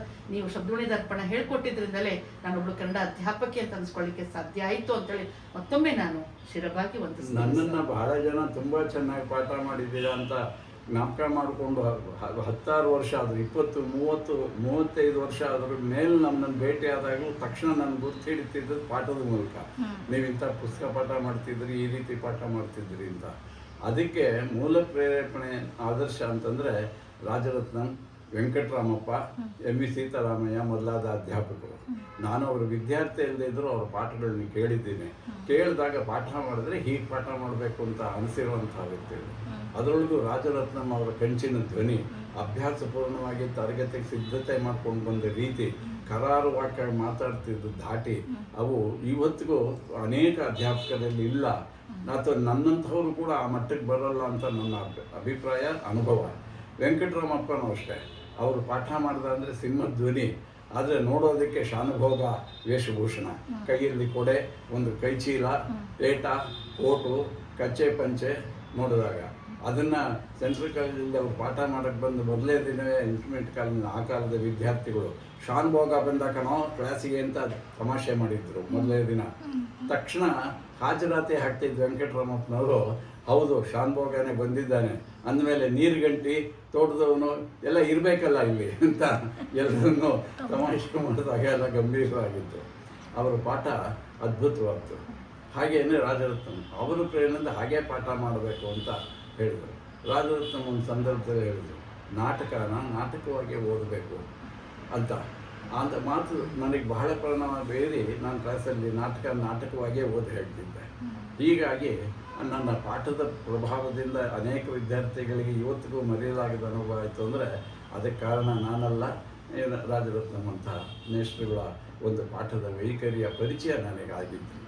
ಸರ್, ಸಿಂಹಧ್ವನಿಯ ಜಿ.ಪಿ. ರಾಜರತ್ನಂ ಅವರ ಪಾಠವನ್ನು ಕೇಳಿ ಅದೇ ರೀತಿ ಪಾಠ ಮಾಡಿರ್ತಕ್ಕಂಥ ನೀವು ನಮಗೆಲ್ಲ ಸಿಂಹಸ್ವಪ್ನರಾಗಿಯೂ ಕೂಡ ಕಾಡ್ತಾ ಇದ್ರಿ. ಯಾಕಂದರೆ ಹಳೆಯ ಪಾಠದ ಪ್ರಶ್ನೆಗಳನ್ನ ಕೇಳಿದಾಗ ಉತ್ತರ ಕೊಡಲಿಲ್ಲ ಅಂದರೆ ನಿಮಗೆ ಅಷ್ಟು ಸಿಟ್ಟು ಬರ್ತಿತ್ತು ಸರ್. ಯಾರು ಉತ್ತರ ಕೊಡ್ತಾರೋ ಹಾಗೆ ಇವ್ರದ್ದು ಜೋಶ್ ಇರ್ತಾ ಇತ್ತು ಕ್ಲಾಸ್ ರೂಮ್ನಲ್ಲಿ. ಅದನ್ನೆಲ್ಲ ನಾನು ನೆನಪು ಮಾಡ್ಕೊಳ್ತಾ ಒಂದು ವೈಯಕ್ತಿಕ ಪ್ರಶ್ನೆಗೆ ನಾನು ಬರ್ತೀನಿ ಸರ್. ನಿಮಗೆ ಸಾಧನೆಯ ಹಿನ್ನೆಲೆಯಲ್ಲಿ ನಿಮಗೆ ಪ್ರಶಸ್ತಿಗಳು, ಬಿರುದುಗಳು ಇದು ಯಾವುದೂ ಇಷ್ಟವಾಗಲ್ಲ ನಿಮಗೆ. ಆದರೆ ಸಂಘ ಸಂಸ್ಥೆಗಳು ಸತತವಾಗಿ ಸುರಿಮಳೆಯನ್ನೇ ನಿಮಗೆ ಪ್ರಶಸ್ತಿ ಕೊಡುವುದರ ಮೂಲಕ ಇಡೀ ಬೆಂಗಳೂರಿನ ಮತ್ತು ವಿದೇಶದ ಸಂಘ ಸಂಸ್ಥೆಗಳು ಕೂಡ ನಿಮಗೆ ಪ್ರಶಸ್ತಿಯನ್ನು ಕೊಟ್ಟು ಗೌರವಿಸಿದೆ. ಅಂಥದ್ರಲ್ಲಿ ನಿಮ್ಗೆ ಅತ್ಯಂತ ಸಂತೋಷ ತಂದುಕೊಟ್ಟಿರ್ತಕ್ಕಂಥ ಪ್ರಶಸ್ತಿಯನ್ನು ಕುರಿತು ಹೇಳ್ತೀವಿ ಅಂತ ಹೇಳಿ ನಾನು ಭಾವಿಸ್ತೀನಿ ಸರ್. ಪ್ರಶಸ್ತಿಗಳು ಅನ್ನೋದು ಈ ಕಾಲದಲ್ಲಿ ಬಹುಶಃ ಬಂತು ಅಂತ ಹೇಳ್ಕೊಳ್ಳೋದಕ್ಕೆ ಹಿಂಜರಿಕೆ ಭಾಳ ಉಂಟಾಗುವಂಥ ಸಂಗತಿಯಾಗಿದೆ. ಯಾರಿಗಾದ್ರೂ ಪ್ರಶಸ್ತಿ ಬಂತು ಅಂದರೆ ಇವ್ರಿಗೆ ಯಾವುದೋ ಪ್ರಭಾವಶಾಲಿ ರಾಜಕಾರಣಿ ಅಥವಾ ಇನ್ಯಾವುದೋ ಬೆಂಬಲ ಇದೆ, ಅವ್ರು ಸಂಬಂಧಪಟ್ಟವರಾಗಿರಬೇಕು, ಅದರಿಂದ ಬಂದಿದೆ ಅಂತ ತಿಳ್ಕೊಳ್ಳೋಕೆ ಅವ್ರು ಇದಾಗ್ಬಿಟ್ಟಿದೆ. ಅದರಿಂದ ಪ್ರಶಸ್ತಿಗಳಲ್ಲಿ ಚಂದ್ರಶೇಖರ್ ಪಾಟೀಲ್ ಒಂದು ಸಲ ತಮಾಷೆ ಹೇಳ್ತಿದ್ರು, ಹೊಡ್ಕೊಳ್ಳೋ ಪ್ರಶಸ್ತಿ ಅಂತ ಎರಡು ಥರ ಇದೆ. ತಾನೇ ಬರೋ ಪ್ರಶಸ್ತಿಗಳು, ಪಡ್ಕೊಳ್ಳೋ ಪ್ರಶಸ್ತಿಗಳು. ಬೇಕಾದಷ್ಟು ರಾಜಕೀಯ ಮಾಡಿ, ಕಿತಾಪತಿ ಮಾಡಿ, ಪ್ರಭಾವ ಬೀರಿ, ಹಣಕಾಸುಗಳ ಆಮಿಷ ತೋರಿಸಿ ಪಡೆದಿರೋ ಪ್ರಶಸ್ತಿಗಳು ಇದ್ದಾರೆ. ಅದರಿಂದ ಪಡ್ಕೊಳ್ಳೋ ಪ್ರಶಸ್ತಿಗಳನ್ನ ಪಡ್ಕೊಳ್ಳೋದು ಯಾವುದು ಮೊದಲು ನೋಡಬೇಕು ಪ್ರಶಸ್ತಿ ಬಂದಾಗ ಅಂತ ಹೇಳ್ತಿದ್ರು. ಅದು ನಿಜವಾದ ಮಾತು ಅನೇಕ ಸಂದರ್ಭದಲ್ಲಿ ಅನ್ಕೊಂಡಾಗ. ಆದರೆ ನನಗೆ ಪಡ್ಕೊಳ್ಳೋ ಪ್ರಶಸ್ತಿ ಬಂದಿದೆ ಕೆಲವಾದರೂ ಅನ್ನೋದು ಸಂತೋಷ ಸಂಗತಿ. ಮತ್ತು ಅನೇಕ ಜನ ಪಾಪ ತಮ್ಮ ಸಂತೋಷಕ್ಕೆ, ನನ್ನಲ್ಲಿ ಗೌರವವನ್ನು ವ್ಯಕ್ತಪಡಿಸೋದಕ್ಕೆ, ತಮ್ಮ ಪ್ರೀತಿ ಅಭಿಮಾನವನ್ನು ತೋರಿಸೋದಕ್ಕೆ ಪ್ರಶಸ್ತಿಗಳು ಕೊಟ್ಟಿದ್ದಾರೆ. ಅವ್ರ ಸೌಜನ್ಯ, ವಿಶ್ವಾಸ ನಿಜಕ್ಕೂ ಮೆಚ್ಕೋಬೇಕಾದ ಸಂಗತಿ. ಆದರೂ ಕೂಡ ನನ್ನ ಪಾಲಿಗೆ ನಿಜವಾದ ಪ್ರಶಸ್ತಿ ಅಂತ ತಿಳಿದ್ರೆ ಬಂದಿರೋ ಪ್ರಶಸ್ತಿಗಳೆಲ್ಲ ಅವ್ರಿಗೆ ಸೇರಲ್ಲ. ಉದಾಹರಣೆಗೆ ಒಂದೆರಡು ಪ್ರಶಸ್ತಿಗಳು ನನಗೆ ಹೆಮ್ಮೆಯನ್ನು, ಸಂತೋಷ ತಂದಿವೆ. ಒಂದು ಕರ್ನಾಟಕ ಸಾಹಿತ್ಯ ಅಕಾಡೆಮಿ ಕೊಟ್ಟಂಥ ಪ್ರಶಸ್ತಿ, ಮಹಲಿಂಗನ ಅನುಭವ ಅಮೃತಕ್ಕೆ ಗ್ರಂಥ ಸಂಪಾದನೆ ಮಾಡಿ ಕೊಟ್ಟಂಥ ಗ್ರಂಥಕ್ಕೆ ಕೊಟ್ಟಿದ್ದು. ಅಲ್ಲಿ ಆ ಗ್ರಂಥದ ಮೌಲ್ಯ ನೋಡಿ ಪ್ರಶಸ್ತಿ ಕೊಟ್ಟರು ಅನ್ನೋದು ಬಹಳ ಮುಖ್ಯವಾದ ಸಂಗತಿ. ಇನ್ನೊಂದು ಅಂದರೆ ನಮ್ಮ ಸೇವೆಯನ್ನು ಇದನ್ನು ಗಮನಿಸಿ ನಿಜವಾಗಿ ವಿದ್ವತ್ತಿನ ಕೆಲಸ ಮಾಡೋದವ್ರಿಗೆ ಪ್ರಶಸ್ತಿ ಕೊಡಬೇಕು ಅಂತ ಪ್ರಶಸ್ತಿ ಇಟ್ಟವರು ವೆಂಕಟಾಚಲ ಶಾಸ್ತ್ರಿಗಳು. ಇವತ್ತು ನಮ್ಮಲ್ಲಿ ಅವರಂಥ ವಿದ್ವಾಂಸರು ಇಲ್ಲ ಅಂತಂದ್ರೂ ಸಲ್ಲೋಗುತ್ತೆ, ಅಥವಾ ಬೆರಳೆಣಿಕೆ ಎಷ್ಟು ಜನ ಇದ್ದಾರೆ ಅಂತ ಹೇಳ್ಬೋದು. ಅವರೇ ಒಂದು ಪರಿಷತ್ತಲ್ಲಿ ಇಟ್ಟಿರುವಂಥ ಒಂದು ಪ್ರಶಸ್ತಿ, ವಿದ್ವತ್ ಪ್ರಶಸ್ತಿ ಸಿಕ್ಕಿರೋದು ನನಗೆ ಸಂತೋಷದ ಸಂಗತಿ. ಯಾಕೆ ಅದು ನಿಜವಾದ ಪ್ರಶಸ್ತಿ, ಅದು ಹೆಮ್ಮೆಯಿಂದ ಹೇಳ್ಕೊಳ್ಳುವಂಥ ಪ್ರಶಸ್ತಿ, ಅದು ಏಕಾಏಕಿ ಸಿಗುವಂಥ ಪ್ರಶಸ್ತಿ ಅಲ್ಲ, ಅದು ತಾನಾಗೆ ತಾನೇ ಬಂದಿರೋ ಪ್ರಶಸ್ತಿ. ಅದು ಪರಿಷತ್ತಿಂದ ಬಂದಿದ್ದು ನನಗೆ ಭಾಳ ಸಂತೋಷದ ಸಂಗತಿ. ಯಾಕೆಂದರೆ ಸಾಹಿತ್ಯ ಪರಿಷತ್ತು ನನ್ನ ಬದುಕಿನ ಒಂದು ರೀತಿ ಅವಿಭಾಜ್ಯ ಅಂಗ, ಹೆಮ್ಮೆಯ ಸಂಗತಿ. ನನ್ನ ಬದುಕಿನಲ್ಲಿ ಸುಮಾರು 70 ವರ್ಷಗಳು ಪರಿಷತ್ನಲ್ಲೇ ನಾನು ಕಳೆದಿದ್ದೀನಿ. ಪರಿಷತ್ತಿನ 100 ವರ್ಷದ ಇತಿಹಾಸವನ್ನು ಸುಮಾರು 900 ಪುಟದಲ್ಲಿ ಬರೆದಿದ್ದೀನಿ. ಕಾರಣ ಏನು ಅಂದರೆ ಮಾಧ್ಯಮಿಕ ಶಾಲೆಯಿಂದ ಹಿಡಿದು ಇವತ್ತಿನವರೆಗೂ ಪರಿಷತ್ತಿನ ನಿಕಟ ಸಂಬಂಧ ನನಗಿದ್ದಿದ್ದರಿಂದ ನನ್ನ ಶಾಲೆಗಳಲ್ಲಿ, ಕಾಲೇಜುಗಳಲ್ಲಿ ಅಥವಾ ಹೊರಗಡೆ ಆಟದ ಮೈದಾನದಲ್ಲಿ ಕಳೆದಿರೋ ಕಾಲಕ್ಕಿಂತ ಹೆಚ್ಚಾಗಿ ಸಾಹಿತ್ಯ ಪರಿಷತ್ತಲ್ಲಿ ನಾನು ಕಾಲ ಕಳೆದಿದ್ದೇನೆ. ಕಾರ್ಯಕ್ರಮಗಳಲ್ಲಿ, ಸಂಘಟನೆಯಲ್ಲಿ, ಓದಿನಲ್ಲಿ ಅಥವಾ ಸಾಹಿತ್ಯಗಳನ್ನ ವಿದ್ವಾಂಸ ಭೇಟಿ ಮಾಡೋ ಸಂದರ್ಭದಲ್ಲಿ, ಕನ್ನಡ ನಿಘಂಟು ಕಚೇರಿಯಲ್ಲಿ, ಹೀಗೆ ಅಲ್ಲಿನ ವಾತಾವರಣದಲ್ಲೇ ಕಾಲ ಕಳೆದ್ರಿಂದ ಆ ಸಂಸ್ಥೆ ಇಂಥ ವಿದ್ವತ್ ಪ್ರಶಸ್ತಿ ಕೊಟ್ಟಿರೋದು. ಮತ್ತು ಪರಿಷತ್ತು ಅಂದರೆ ವಿದ್ವತ್ ಇದ್ದಾಗ, ಪರಿಷತ್ತು ಮಾಡಿರೋಂಥ ವಿದ್ವತ್ತಿನ ಕೆಲಸನ ಕನ್ನಡನಲ್ಲಿ ಯಾವ ಸಂಸ್ಥೆನೂ ಮಾಡಿಲ್ಲ ಅಂತ ನನ್ನ ಭಾವನೆ. 8 ಸಂಪುಟಗಳಲ್ಲಿ ತಂದಿರೋಂಥ ಕನ್ನಡ ನಿಘಂಟು ಇಡೀ ಏಷ್ಯಾದಲ್ಲೇ ಅಲ್ಲ, ಭಾರತದಲ್ಲೇ ಇಲ್ಲ ಅಂತದ್ದು. ಆ ನಿಘಂಟನ್ನ ಮಾದರಿ ನೋಡಿ ನಾವು ಆ ಥರ ನಿಘಂಟು ಮಾಡಬೇಕು ಅಂತ ಒರಿಸ್ಸಾ ಭಾಷೆಯವರು, ಆಂಧ್ರದವರು, ಬೇರೆಯವರೆಲ್ಲ ಬಂದು ಅದನ್ನು ನೋಡ್ಕೊಂಡು ಹೋಗಿದ್ದಾರೆ. ಅಂಥ ನಿಘಂಟು, ಅಂಥ ಕೆಲಸ ಮಾಡಿದವರು ಕನ್ನಡ ಎಲ್ಲ ವಿದ್ವಾಂಸರು ಸುಮಾರು 40-50 ವರ್ಷ ಶ್ರಮ ಪಟ್ಟಿದ್ದಾರೆ. ಅಂಥ ಸಂಸ್ಥೆ. ಅದರಿಂದ ಈ ಹೊತ್ತು ಅಂಥ ಸಂಸ್ಥೆ, ಅಂಥ ಬಿರುದು ಬಂದಿರೋ ವಿದ್ವತ್ ಪ್ರಶಸ್ತಿಗಳು ಕೆಲವು ನಿಜಕ್ಕೂ ಸಂತೋಷ ಕೊಟ್ಟಿವೆ. ಸರ್, ಇಂಥ ಪ್ರಶಸ್ತಿಗಳು ಹೆಚ್ಚು ಬರಲಿ ಅಂಥೇಳಿ ನಾನು ಆಶಿಸ್ತಾ, ನೀವು ಹಳೆಗನ್ನಡದ ಪಾಠವನ್ನು ಮಾಡುವಾಗ ಶಾಸನವನ್ನು ನಮ್ಮ ಕ್ಲಾಸಲ್ಲಿ ಪ್ರಥಮ ಐಚ್ಛಿಕ ಕನ್ನಡ ವಿದ್ಯಾರ್ಥಿಯಾದಾಗ ನೀವು ಮಾಡಿದ್ರಿ. ಬಾದಾಮಿ ಶಾಸನವನ್ನು ಕುರಿತು ನೀವು ಕನ್ನಡದ ಹೆಮ್ಮೆಯನ್ನು, ಕನ್ನಡಿಗರ ಹೆಮ್ಮೆಯನ್ನು ನಮಗೆ ಪರಿಚಯ ಮಾಡಿದ್ರಿ ಸರ್. ಸಾಧುವಿಗೆ ಸಾಧು, ಮಾಧುರ್ಯಂಗೆ ಮಾಧುರ್ಯಂ, ಬಾದಿಪ್ಪ ಕಲಿಗೆ ಕಲಿಯುಗ ವಿಪರೀತನ್, ಮಾಧವನೀತನ್ ಪೆರನಲ್ಲ. ಸರ್ ಜೊತೆ ಮಾತಾಡ್ತಾ ಇದ್ರೆ ಆ ಮಾಧವನೀತನ್ ಇವರೇ ಅಂತ ಹೇಳಿ ನನಗೆ ಅನ್ಸಕ್ಕೆ ಶುರು ಆಗಿದೆ. ಅಂದರೆ ನಮ್ಮನ್ನು ಹೊಗಳ್ತಿದ್ದೀನಿ ಅಂತ ಅನ್ಕೋಬೇಡಿ ಸರ್, ಯಾಕಂದರೆ ನೀವು ವಚನ ಸಾಹಿತ್ಯದಲ್ಲಿ, ದಾಸ ಸಾಹಿತ್ಯದಲ್ಲಿ, ಸಂಪಾದಕತ್ವದಲ್ಲಿ, ಸಹ ಸಂಪಾದಕತ್ವದಲ್ಲಿ ಅನೇಕ ಹಳೆಗನ್ನಡದ ಕೃತಿಗಳ ಸೂಕ್ತಿ ಸಂಗ್ರಹಗಳನ್ನು ಮಾಡುವ ಕಡೆ ನಿಮ್ಮದೇ ಆದಂಥ ಒಂದು ಒಲವನ್ನು ತೋರಿಸಿ ನೀವು ಅನೇಕ ಪುಸ್ತಕಗಳನ್ನು ನೀವು ಸಂಪಾದನೆ ಮಾಡಿದ್ದೀರಿ ಮತ್ತು ಬರೆದಿದ್ದೀರಿ ಕೂಡ. ಅಂಥದ್ರಲ್ಲಿ ನಿಮಗೆ ಇಷ್ಟವಾಗುವಂತಹ ಯಾವ ಕೃತಿ ನಿಮಗೆ ಖುಷಿ ತಂದುಕೊಟ್ಟಿದೆ ಸರ್? ಕನ್ನಡದ ಒಂದು ಕೃತಿ ಅಂತ ಹೇಳೋ ಹಾಗಿಲ್ಲ. ಹಳೆಗನ್ನಡದಲ್ಲಿ ಪಂಪನನ್ನು ಬಿಟ್ಟರೆ ಇನ್ನೊಬ್ಬರಿಲ್ಲ, ನಡುಗನ್ನಡದಲ್ಲಿ ಕುಮಾರವ್ಯಾಸನ ಬಿಟ್ಟರೆ ಇನ್ನೊಬ್ಬರಿಲ್ಲ, ಅದರಿಂದ ನನಗೆ ಹೊಸಗನ್ನಡದಲ್ಲಿ BM ಶ್ರೀ ಅಂತ ಅವ್ರು ಬಿಟ್ಟರೆ ಇನ್ನೊಬ್ಬರಿಲ್ಲ. ಅವರು 3 ಜನರ ಮೇರು ಕೃತಿಗಳು, ಅಧ್ಯಯನ, ಅಭ್ಯಾಸ ಮತ್ತು ಅದರ ಬಗ್ಗೆ ಬಂದಿರೋಂಥ ವಿಮರ್ಶೆಗಳು ಇವೆಲ್ಲ ನೋಡಿದಾಗ ಸಹಜವಾಗಿ ಹಳೆಗನ್ನಡ, ನಡುಗನ್ನಡ, ಹೊಸಗನ್ನಡ 3ರಲ್ಲೂ ನನಗೆ ಆಸಕ್ತಿ ಇರುವುದಂತ. ಶಾಸನಗಳಲ್ಲಿ ಪೂರ್ವದ ಹಳೆಗನ್ನಡ ಅಂತ ಹೇಳ್ಬೋದು. ಆಸಕ್ತಿ ಬರೋದಕ್ಕೆ ನಾನು ಶಾಸನದ ಡಿಪ್ಲೊಮಾ ಮಾಡಿದ್ದು ಒಂದು ಕಾರಣ. ಆದರೆ ಅದನ್ನು ಬೋಧಿಸಿದಂಥ ಶ್ರೀನಿವಾಸ ರಿತ್ತಿ, ಪಾಂಡುರಂಗ ದೇಸಾಯಿ ಶಾಸನ ಸಾಹಿತ್ಯದಲ್ಲಿ ಅದ್ವಿತೀಯ ವಿದ್ವಾಂಸರು. ಅವರು ಮಾಡಿದ ಪಾಠದ ವೈಖರಿ ಮತ್ತು ಅವರು ತಿಳಿಸಿದಂಥ ಜ್ಞಾನ ನನಗೆ ಹೆಚ್ಚು ಪ್ರಭಾವ ಬೀರಿದ್ದರಿಂದ ಶಾಸನ ಸಾಹಿತ್ಯದಲ್ಲೂ ಆಸಕ್ತಿ ತಗೊಂಡೆ. ಅದರ ಬಗ್ಗೆ ನಾನೇನು ಕೃಷಿ ಮಾಡಲಿಲ್ಲ. ಬೇರೆ ಬೇರೆ ಕ್ಷೇತ್ರಗಳಲ್ಲಿ ನಾನು ಕಾರ್ಯನಿರತನಾಗುವ ಸಂದರ್ಭ ಬಂದಿದ್ದರಿಂದ ಶಾಸನಗಳ ಅಭ್ಯಾಸ ಪರಿಚಯದ ಮಟ್ಟಕ್ಕೆ ನಿಂತು ಹೊತ್ತು ಪಾಂಡಿತ್ಯದ ಮಟ್ಟಕ್ಕೆ ನಿಲ್ಲಿಲ್ಲ. ಆದರೆ ಪ್ರಾರಂಭದಲ್ಲಿ ನಾನು ಅದನ್ನು ಸಂಪೂರ್ಣವಾಗಿ ಅಧ್ಯಯನ ಮಾಡ್ತಿದ್ದೆ. ಹಾಸನದಲ್ಲಿ ಇದ್ದಾಗ ನಾನು ಐಚ್ಛಿಕ ವಿದ್ಯಾರ್ಥಿಗಳನ್ನ ಶ್ರವಣಬೆಳಗೊಳ ಕರ್ಕೊಂಡು ಹೋಗಿ ಅಲ್ಲಿದ್ದು ಎಲ್ಲ ಶಾಸನಗಳನ್ನು ಪತ್ರಿಕೆ ಓದೋ ಹಾಗೆ ಓದಿ ಹೇಳಿದ್ದೆ. ಅದರಲ್ಲಿ ಆಗ ಅಲ್ಲಿ ಬಂದ ಬೇರೆ ಪ್ರವಾಸಿಗರು ನಾನು ಗೈಡ್ ಅಂತ ತಿಳ್ಕೊಂಡು ಎಷ್ಟು ಹೊತ್ತು ಗಂಟೆಗಟ್ಟಲೆ ಅವ್ರಿಗೆ ಹೇಳ್ತಿದ್ದೀರಾ, ನಮಗೊಂದಷ್ಟು ಹೇಳಿ ಅಂತ ಅಂದಿದ್ರು. ನನ್ನನ್ನು ಗೈಡ್ ಅಂತ ತಿಳಿದುಬಿಟ್ಟಿದ್ರು. ನಾನು ಎಷ್ಟು ನಮ್ಮ ಹುಡುಗರು ಪಾಠ ಮಾಡ್ತಿದ್ದೀನಿ ಅಂತ ಹೇಳಬೇಕಾಯ್ತು. ಅಷ್ಟು ಶಾಸನದ ವಿದ್ಯೆ ಪರಿಚಯ ಇತ್ತು. ಅದು ಅಭ್ಯಾಸದ ಮೇಲಿರುತ್ತೆ ಹೊರತು ಶಾಸನ ವಿದ್ಯೆ ಯಾವುದೋ ಒಂದು ಕಾಲದಲ್ಲಿ ಓದಲ್ಲ. ಸಂಗೀತ ಇದ್ದ ಹಾಗೆ, ನೃತ್ಯ ಇದ್ದ ಹಾಗೆ ಅಭ್ಯಾಸ ಅನುಸಾರಿಣಿ ವಿದ್ಯಾ ಅನ್ನೋ ಮಾತು ಈ ಕಲೆಗಳಿಗೆ ಹೆಚ್ಚಾಗಿ ಅನ್ವಯಿಸುತ್ತೆ, ಶಾಸನ ವಿದ್ಯೆಗೆ ಅನ್ವಯಿಸುತ್ತೆ. ಅದರಿಂದ ಹಾಗಾಗಿ ಬೇರೆ ಬೇರೆ ಕ್ಷೇತ್ರದಲ್ಲಿ ಕೆಲಸ ಮಾಡುವಾಗ ನಮಗೆ ಅವಕಾಶಗಳಿದ್ದರೂ ಅಭ್ಯಾಸಕ್ಕೆ ಅವಕಾಶ ಇರೋದಿಲ್ಲ, ಅಧ್ಯಯನಕ್ಕೆ ಅವಕಾಶ ಇದ್ದರು. ಹಾಗಾಗಿ ಅವುಗಳ ಪರಿಚಯ ಇರುತ್ತೆ ನಮಗೆ ಅಂತ ಅಷ್ಟೇ ಹೇಳ್ಕೋಬೋದು. ಸರ್, ಕವಿರಾಜ ಮಾರ್ಗದಲ್ಲಿ ಒಂದು ವಾಕ್ಯ ನೀವು ನಮಗೆ ಹೇಳ್ಕೊಟ್ಟಿದ್ದೀರಿ, ಕುರಿತೋದದೆಯು ಕಾವ್ಯ ಪ್ರಯೋಗ ಪರಿಣಿತ ಮತಿಗಳು ಅಂತೇಳಿ. ಆ ಪ್ರಯೋಗ ಮತಿಗಳು ಯಾರು ಅಂದರೆ ನೀವೇ ಅಂತ ಹೇಳಿ ನನಗೆ ಅನಿಸ್ತಾ ಇದೆ. ಯಾಕಂದರೆ ಟೀಕಾ ಸಾಹಿತ್ಯವನ್ನು ಕುರಿತು ಯಾವುದೇ ಗ್ರಂಥ ಬಂದಿರಲಿಲ್ಲ ಸರ್. ನೀವು ಯಾವುದೇ ಪುಸ್ತಕದ ಆಧಾರವನ್ನು ಕೊಡುವಾಗ ಟೀಕುಗಳ ಬಗ್ಗೆ ನಮಗೆ ಹೇಳ್ಕೊಡ್ತಾ ಇದ್ರಿ. ಅದನ್ನು ನೀವು ವಿವರವಾಗಿ ಹೇಳ್ತೀರಿ ಅಂತ ಹೇಳಿ ನಾನು ಭಾವಿಸಿದ್ದೀನಿ ಸರ್. ಟೀಕಾ ಗ್ರಂಥಗಳು ಪಾಂಡಿತ್ಯಕ್ಕೆ ಅತ್ಯುತ್ತಮ ಸಾಕ್ಷಿಗಳು. ಇವತ್ತು ಒಬ್ಬ ವ್ಯಕ್ತಿ ಒಂದು ಕಾವ್ಯವನ್ನು ಆಳವಾಗಿ, ಗಾಢವಾಗಿ ಅಧ್ಯಯನ ಮಾಡಿದ್ದಾನೆ, ಆಮೂಲಾಗ್ರವಾಗಿ ಅಂತ ಹೇಳಿದ್ರೆ ಅವನು ಪದಕ್ಕೂ ಅರ್ಥ ಹೇಳಿ, ಆ ಪದ ವಿಶೇಷವನ್ನು ಹೇಳಿ, ಆ ಕಾವ್ಯದ ಹಿನ್ನೆಲೆ ಒಳಗೆ ಟಿಪ್ಪಣಿಗಳನ್ನು ಬರೆಯಬಲ್ಲ ಸಾಮರ್ಥ್ಯ ಇದೆಯೇ ಅಂತ ನೋಡಬೇಕು. ಹಿಂದಿನ ಕಾಲದಲ್ಲಿ ಜೈಮಿನಿ ಭಾರತ, ರಾಜಶೇಖರ ವಿಳಾಸ, ಕುಮಾರವ್ಯಾಸ ಭಾರತ, ತರುವೆ ರಾಮಾಯಣ, ಶಬರಶಂಕರ ವಿಳಾಸ, ರಾಜಶೇಖರ ವಿಳಾಸ ಇಂಥ ಗ್ರಂಥಗಳಿಗೆ ಯಾರಾದರೂ ಒಬ್ಬ ಪದಚ್ಛಃ ಅರ್ಥ ಹೇಳಿ ವ್ಯಾಖ್ಯಾನ ಮಾಡುವ ಶಕ್ತಿ ಇತ್ತು ಅಂದರೆ ಅವನು ಘನಪಂಡಿತ ಅಂತಲೇ ಪರಿಗಣಿತವಾಗಿದ್ದ. ಅವನಿಗೆ ಯಾರು ಬೇಕಾದರೂ ಹೆಣ್ಣು ಕೊಡ್ತಿದ್ರು ಆ ಕಾಲದಲ್ಲಿ, ಅಷ್ಟು ಮನ್ನಣೆ ಇತ್ತು ಅದಕ್ಕೆ. ನಿಜ, ಅದರಿಂದ ಪದಕ್ಕೆ ಅರ್ಥ ಮಾಡೋದು ಟೀಕೆ ಬರೆಯೋದು ಅಷ್ಟು ಸುಲಭ ಅಲ್ಲ. ಅದು ನಿಜವಾಗಿ ಒಬ್ಬ ವಿದ್ವಾಂಸರ ಕೆಲಸ, ಪಾಂಡಿತ್ಯ ಇರುವವರ ಕೆಲಸ. ಅದನ್ನು ನಾನು ಮೆಚ್ಚಿಕೊಂಡೇ ಇರಾಯಿತು. ಹಾಗೆ ಅದನ್ನು ಅಭ್ಯಾಸ ಮಾಡಬೇಕು ಅಂತ ಅದಕ್ಕೆ ಹೆಚ್ಚು ಆಸಕ್ತಿ ಕೊಟ್ಟೆ. ಆ ಹಿನ್ನೆಲೆ ಅದರಲ್ಲಿ DLN, ತೀನಂಶ್ರೀ, ಸೇಡಿಯಪ್ಪ, ಕೃಷ್ಣ ಭಟ್ಟ, ಬೇಕಾಷ್ಟು ಜನ, ಹಳಗನ ಗೋವಿಂದ ಪೈ ಇಂಥ ವಿದ್ವಾಂಸರ ಅಧ್ಯಯನಗಳನ್ನೆಲ್ಲ ನೋಡಿದಾಗ ಒಂದೊಂದು ಪದದ ಚರ್ಚೆಗೆ, ಉತ್ಪತ್ತಿಗೆ, ಅರ್ಥಕ್ಕೆ ಎಂಥ ಶ್ರಮ ಪಟ್ಟಿದ್ದಾರೆ, ಎಷ್ಟು ಸಾಹಸ ಪಟ್ಟಿದ್ದಾರೆ, ಎಷ್ಟು ಓದಿದ್ದಾರೆ ಇವರು ಅಂತ ನೋಡಿದಾಗ ನಿಜವಾಗಿ ಟೀಕಾ ಗ್ರಂಥಗಳನ್ನು ಅಭ್ಯಾಸ ಮಾಡಿದ್ರೆ, ಟೀಕೆ ಬರೆದ್ರೆ ನಮ್ಮ ಯೋಗ್ಯತೆ ಏನು ಅಂತ ಅರ್ಥವಾಗುತ್ತೆ ನಮಗೆ ಅಂತ ನನಗೆ ಅನಿಸಿ ಅದರ ಬಗ್ಗೆ ಸ್ವಲ್ಪ ಗಮನ ಕೊಟ್ಟೆ. ಹಾಗಾಗಿ ಅದರ ಫಲವಾಗಿ ಸೋಮೇಶ್ವರ ಶತಕವನ್ನು ಟೀಕೆ ಬರೆದಿದ್ದೀನಿ. ಹಳೆಯ ಸಂಪ್ರದಾಯದ ರೀತಿಯಲ್ಲಿ ಪದ, ಅನ್ವಯ, ಪಾಠಾಂತರ, ಅರ್ಥ, ಟಿಪ್ಪಣಿ, ಭಾಷಾ ವಿಶೇಷ ಇವುಗಳನ್ನ ಅದೇ ರೀತಿ ಕಬ್ಬಿಗರ ಕಾವಕ್ಕೊಂದು ಅಂಥದ್ದೇ ಟೀಕೆ ಬರೆದಿದ್ದೀನಿ. ಅದು ಇನ್ನೂ ಪ್ರಕಟವಾಗಿಲ್ಲ. ಆದರೆ ಅವೆಲ್ಲ ನನಗೆ ಅಭ್ಯಾಸ ಮಾಡಿ ನನ್ನ ಜ್ಞಾನವನ್ನು ಹೆಚ್ಚಿಸ್ಕೊಳ್ಳೋಕ್ಕೆ, ಖಚಿತಪಡಿಸ್ಕೊಳ್ಳೋದಕ್ಕೆ ಮತ್ತು ನನ್ನ ತಿಳುವಳಿಕೆ ಉಳಿದವ್ರಿಗೆ ಉಪಯುಕ್ತವಾಗೋ ರೀತಿ ಆಗೋದಕ್ಕೆ ನೆರವಾಗಿದೆ ಅಂತ ಮಾತನ್ನು ನಾನು ಹೇಳಬಲ್ಲೆ. ಇನ್ನೊಂದು ನನಗೆ ನೆರವಾದ ಸಂಗತಿ ಅಂದರೆ, ಸುಮಾರು ನಮ್ಮ ಒಬ್ಬರು ಸುಬ್ಬರಾವ್ ಕೇಶವಮೂರ್ತಿ ಅಂತ ಇಬ್ಬರು ಸಾಹಿತಿಗಳಿದ್ದರು, ಕಾಫಿ ಬೋರ್ಡಿನ ವ್ಯಕ್ತಿಗಳಿದ್ದರು, ಇನ್ನೊಬ್ಬರು ಚಾರ್ಟೆಡ್ ಅಕೌಂಟೆಂಟ್.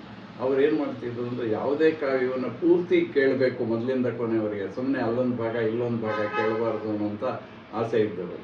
ಅದಕ್ಕೆ ಉಪನ್ಯಾಸಗಳನ್ನ ಯಾರನ್ನಾದರೂ ವಿದ್ವಾಂಸನ ಕರೆಸಿ ವರ್ಷಗಟ್ಟಲೆ ಮಾಡಿಸ್ತಿದ್ರು. ನೋಡಿ, ಈ ಕಾವ್ಯನ ಪೂರ್ತಿ ಒಂದು ಪದ್ಯ ಬಿಡದೆ ನಮಗೆ ಅರ್ಥ ಹೇಳಿ ಭಾಷಣ ಮಾಡಬೇಕು ಅಂತ. ಆ ಥರದ್ದು ನಾನು ಯಾರನ್ನೂ ನೋಡಿಲ್ಲ.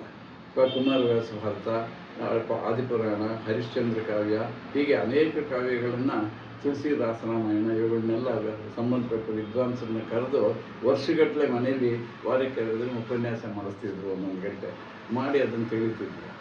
ಮತ್ತು ಅದೊಂದು ರೀತಿ ಸ್ಟಡಿ ಸರ್ಕಲ್ ಇದ್ದ ಹಾಗೆ. ಅವರು ಸ್ನೇಹಿತರು, ಆಪ್ತ ಸ್ನೇಹಿತರು, ಸುತ್ತಮುತ್ತಲು ಮನೆಯವರನ್ನಾಗಿ 10-12 ಜನ ಇರ್ತಾಯಿದ್ರು. ಅವರು ಅವರಿಗೆ ಪಠ್ಯಪುಸ್ತಕನ ಅವರೇ ಕೊಂಡ್ಕೊಂಡು ಕೃತಿ ಕೊಡ್ತಿದ್ರು.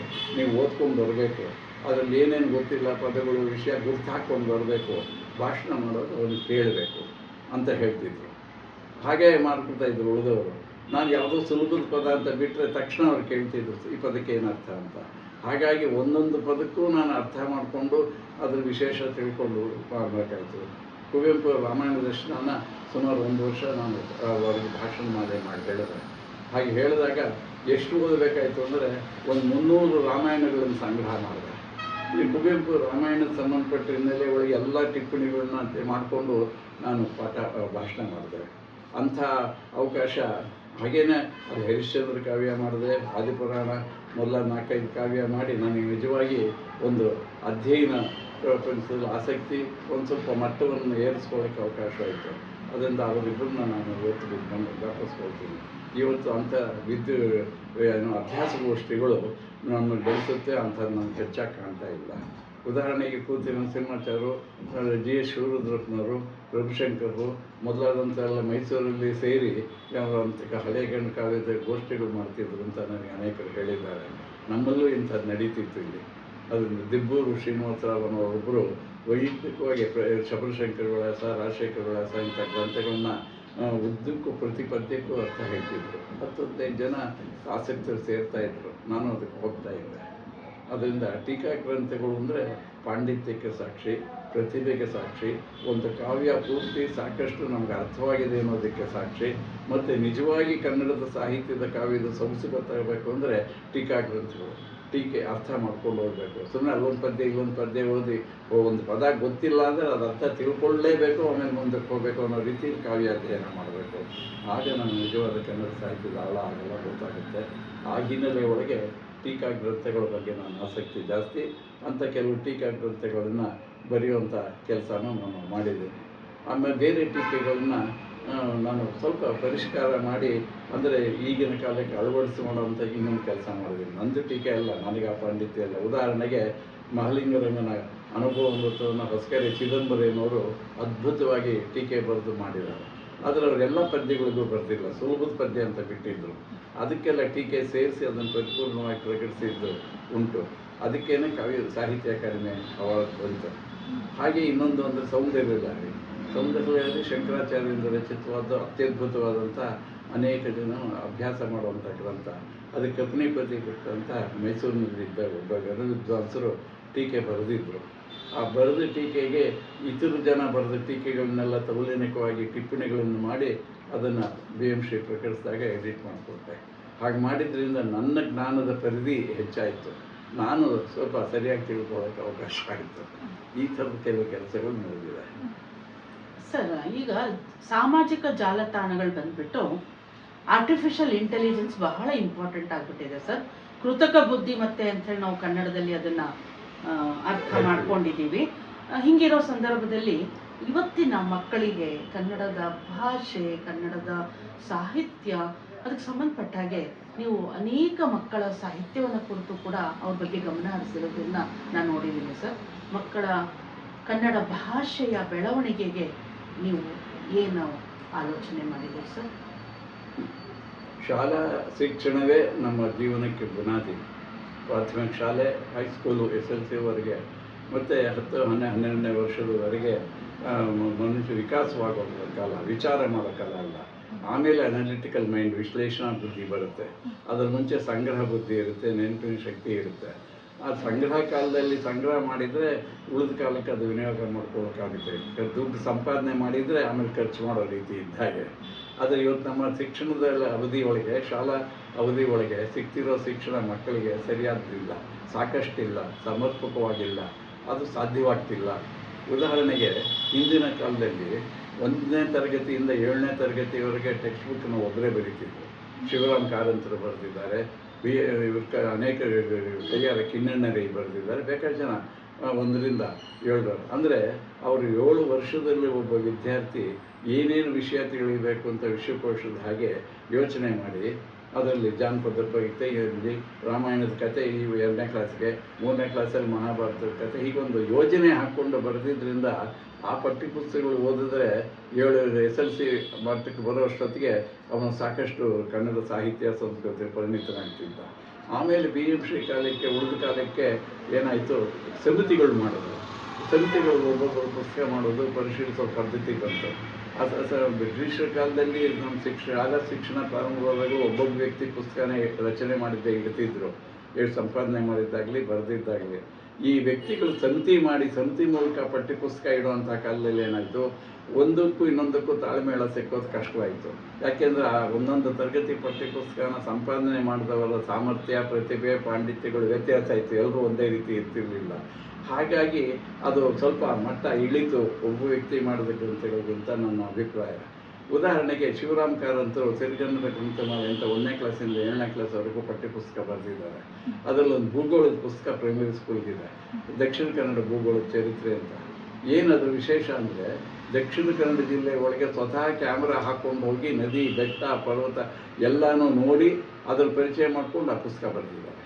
ಭೂಗೋಳವನ್ನು ಬರೆಯುವಾಗ ಕ್ಷೇತ್ರ ಕಾರ್ಯ ಮಾಡಿ ಶಾಲೆ ಮಕ್ಕಳಿಗಾಗಿ ಪುಸ್ತಕ ಬರೆದಿದ್ದಾರೆ. ಒಂದೊಂದು ಉದಾಹರಣೆ. ಉಳಿದವರೆಲ್ಲ ಪುಸ್ತಕದ ಬಲದಿಂದ ಉಳಿದವರು ಬರೆದ ಗ್ರಂಥಗಳು ಬರೆದಿದ್ದಾರೆ. ಈ ಥರದ ಒಂದು ವಿದ್ಯಾಮಟ್ಟ ಇವತ್ತು ಇಲ್ಲದೆ ಇರೋದ್ರಿಂದ ಇವತ್ತಿನ ವಿದ್ಯಾರ್ಥಿಗಳಿಗೆ ಮಾರ್ಗದರ್ಶನ ಇಲ್ಲ. ಅದು ಇನ್ನೊಂದು ಮುಖ್ಯವಾದ ಮಾತು, AI ಬಂದೇನಿದೆ, ಆರ್ಟಿಫಿಷಿಯಲ್ ಇಂಟೆಲಿಜೆನ್ಸ್, ಕೃತಕ ಬುದ್ಧಿಮತ್ತೆ ಅಂತ, ಅದು ನಮ್ಮನ್ನು ಒಂದು ರೀತಿ ಪ್ರತಿಭೆನ, ನಮ್ಮ ಪಾಂಡಿತ್ಯವನ್ನು, ನಮ್ಮ ಸೃಜನಶೀಲತೆ ಶಕ್ತಿಯನ್ನು ಕುಂದಿಸೋದಕ್ಕೆ ನೆರವಾಗಿದೆ ಅಂತ ನನ್ನ ಅಭಿಪ್ರಾಯ. ಯಾಕೆಂದರೆ ಇಂಗ್ಲೀಷಲ್ಲಿ ಕೊಟ್ಬಿಟ್ರೆ ಕನ್ನಡದಲ್ಲಿ ಟ್ರಾನ್ಸ್ಲೇಟ್ ಮಾಡಿಬಿಡುತ್ತೆ ಅಂತ ಅನೇಕ ಜನ ಅದನ್ನು ಅನುಸರಿಸಿದ್ದಾರೆ. ಅಂಥ ಅನುವಾದಗಳು ನಾನು ನೋಡಿದ್ದೀನಿ. ಅರ್ಥಹೀನವಾಗಿ, ಅಸಂಬದ್ಧವಾಗಿ ಬರ್ತಾರೆ. ಕನ್ನಡದ ಭಾಷೆ ಒಳಗೆ ಕೇವಲ ಯಾಂತ್ರಿಕವಾಗಿ ನಿಘಂಟು ಇಟ್ಕೊಂಡು ಬಿಟ್ಟು ಭಾಷೆ ರಚನೆ ಆಗಲ್ಲ. ಅದರಿಂದ ಒಂದೊಂದು ಭಾಷೆ ಇದಕ್ಕೂ ಒಂದು ವೈಶಿಷ್ಟ್ಯ, ನುಡಿಗಟ್ಟುಗಳು, ಸಂದರ್ಭದ ಒಂದೊಂದು ಅರ್ಥ ಬೇರೆ ಬೇರೆ ಇರುತ್ತೆ. ಅದರಿಂದ ಅಲ್ಲಿ ಹೊಳೆ ಅಂದರೆ ಪ್ರಕಾಶಿಸು ಅಂದರೆ ಅದು ಹಾಕಿಬಿಡುತ್ತೆ. ಅದರಿಂದ ನಮ್ಮೂರು ಹೊಳೆ ದೊಡ್ಡದು ಅಂತ ಹೇಳಿದ್ರೆ ನಮ್ಮೂರು ಪ್ರಕಾಶನ ಒಳ್ಳೆಯದು ಅಂತ ಅನುವಾದ ಮಾಡುತ್ತೆ. ಯಾಕೆಂದರೆ ಹೊಳೆಗೆ ಪ್ರಕಾಶ ಅಂತ ಇದೆಯಲ್ಲ. ಆದರೆ ಹೊಳೆಯೋದು ಬೇರೆ, ಹೊಳೆ ಹರಿಯೋದು ಬೇರೆ. ಅದರಿಂದ ಸೃಜನಾತ್ಮಕ ಕಲೆ ಅಡಗಿರುತ್ತೆ, ಸಮಯ ಸ್ಫೂರ್ತಿ ಅಡಗಿರುತ್ತೆ, ಸಂದರ್ಭದ ಪ್ರಯೋಗ ಅಡಗಿರುತ್ತೆ. ಭಾಷೆ ಒಳಗೆ ಎಲ್ಲ ಭಾಷೆಗಳು ಇರುತ್ತೆ, ನಮ್ಮ ಕನ್ನಡ ಭಾಷೆಗಳು ಇದೆ. ಈ ಆರ್ಟಿಫಿಷಿಯಲ್ ಇಂಟೆಲಿಜೆನ್ಸ್ ಆ ಕೆಲಸ ಮಾಡೋಕ್ಕೆ ಬರೋಲ್ಲ. ಅದೇನಿದ್ರು ಯಥಾವತ್ತಾಗಿ ಎತ್ತೀತು ಕೊಟ್ಟಿಗೆ ಕಟ್ಟು ಅಂತ ನಮ್ಮಲ್ಲಿ ಒಂದು ಗಾದೆ ಇದೆ. ಹಾಗೆ ಇದಕ್ಕದು ಅದಕ್ಕಿದು ಅನ್ನೋದನ್ನು ಸಮರ್ಥವಾಗಿ ಅದು ಮುಂದಿಡುತ್ತೆ. ಅದು ವ್ಯಾವಹಾರಿಕವಾಗಿ ಬೇರೆ ಕ್ಷೇತ್ರಗಳಲ್ಲಿ ಅದ್ರ ಉಪಯೋಗ ಇರಬಹುದು, ನಾನಿಲ್ಲ ಅಂತ ಹೇಳೋದಿಲ್ಲ. ಆದರೆ ನಮ್ಮ ಸಾಹಿತ್ಯದ ಕ್ಷೇತ್ರದಲ್ಲಿ, ಭಾಷೆ ಕ್ಷೇತ್ರದಲ್ಲಿ ಅದು ಅಸಮರ್ಪಕ ಸಾಧನ ಅಂತ ನನ್ನ ಅಭಿಪ್ರಾಯ. ಸರ್, ಮಕ್ಕಳ ಸಾಹಿತ್ಯದಲ್ಲಿ ಸಾಮಾನ್ಯ ಕನ್ನಡಿಗರಿಗೆ, ಐಚ್ಛಿಕ ಕನ್ನಡಿಗರಿಗೆ ನೀವು ಬಹಳ ಜ್ವಲಂತ ಛಾಪನ್ನು ಮೂಡಿಸುವ ರೀತಿಯಲ್ಲಿ ಶಿಕ್ಷಕರಾಗಿ ಕೆಲಸ ಮಾಡಿದ್ದೀರಿ.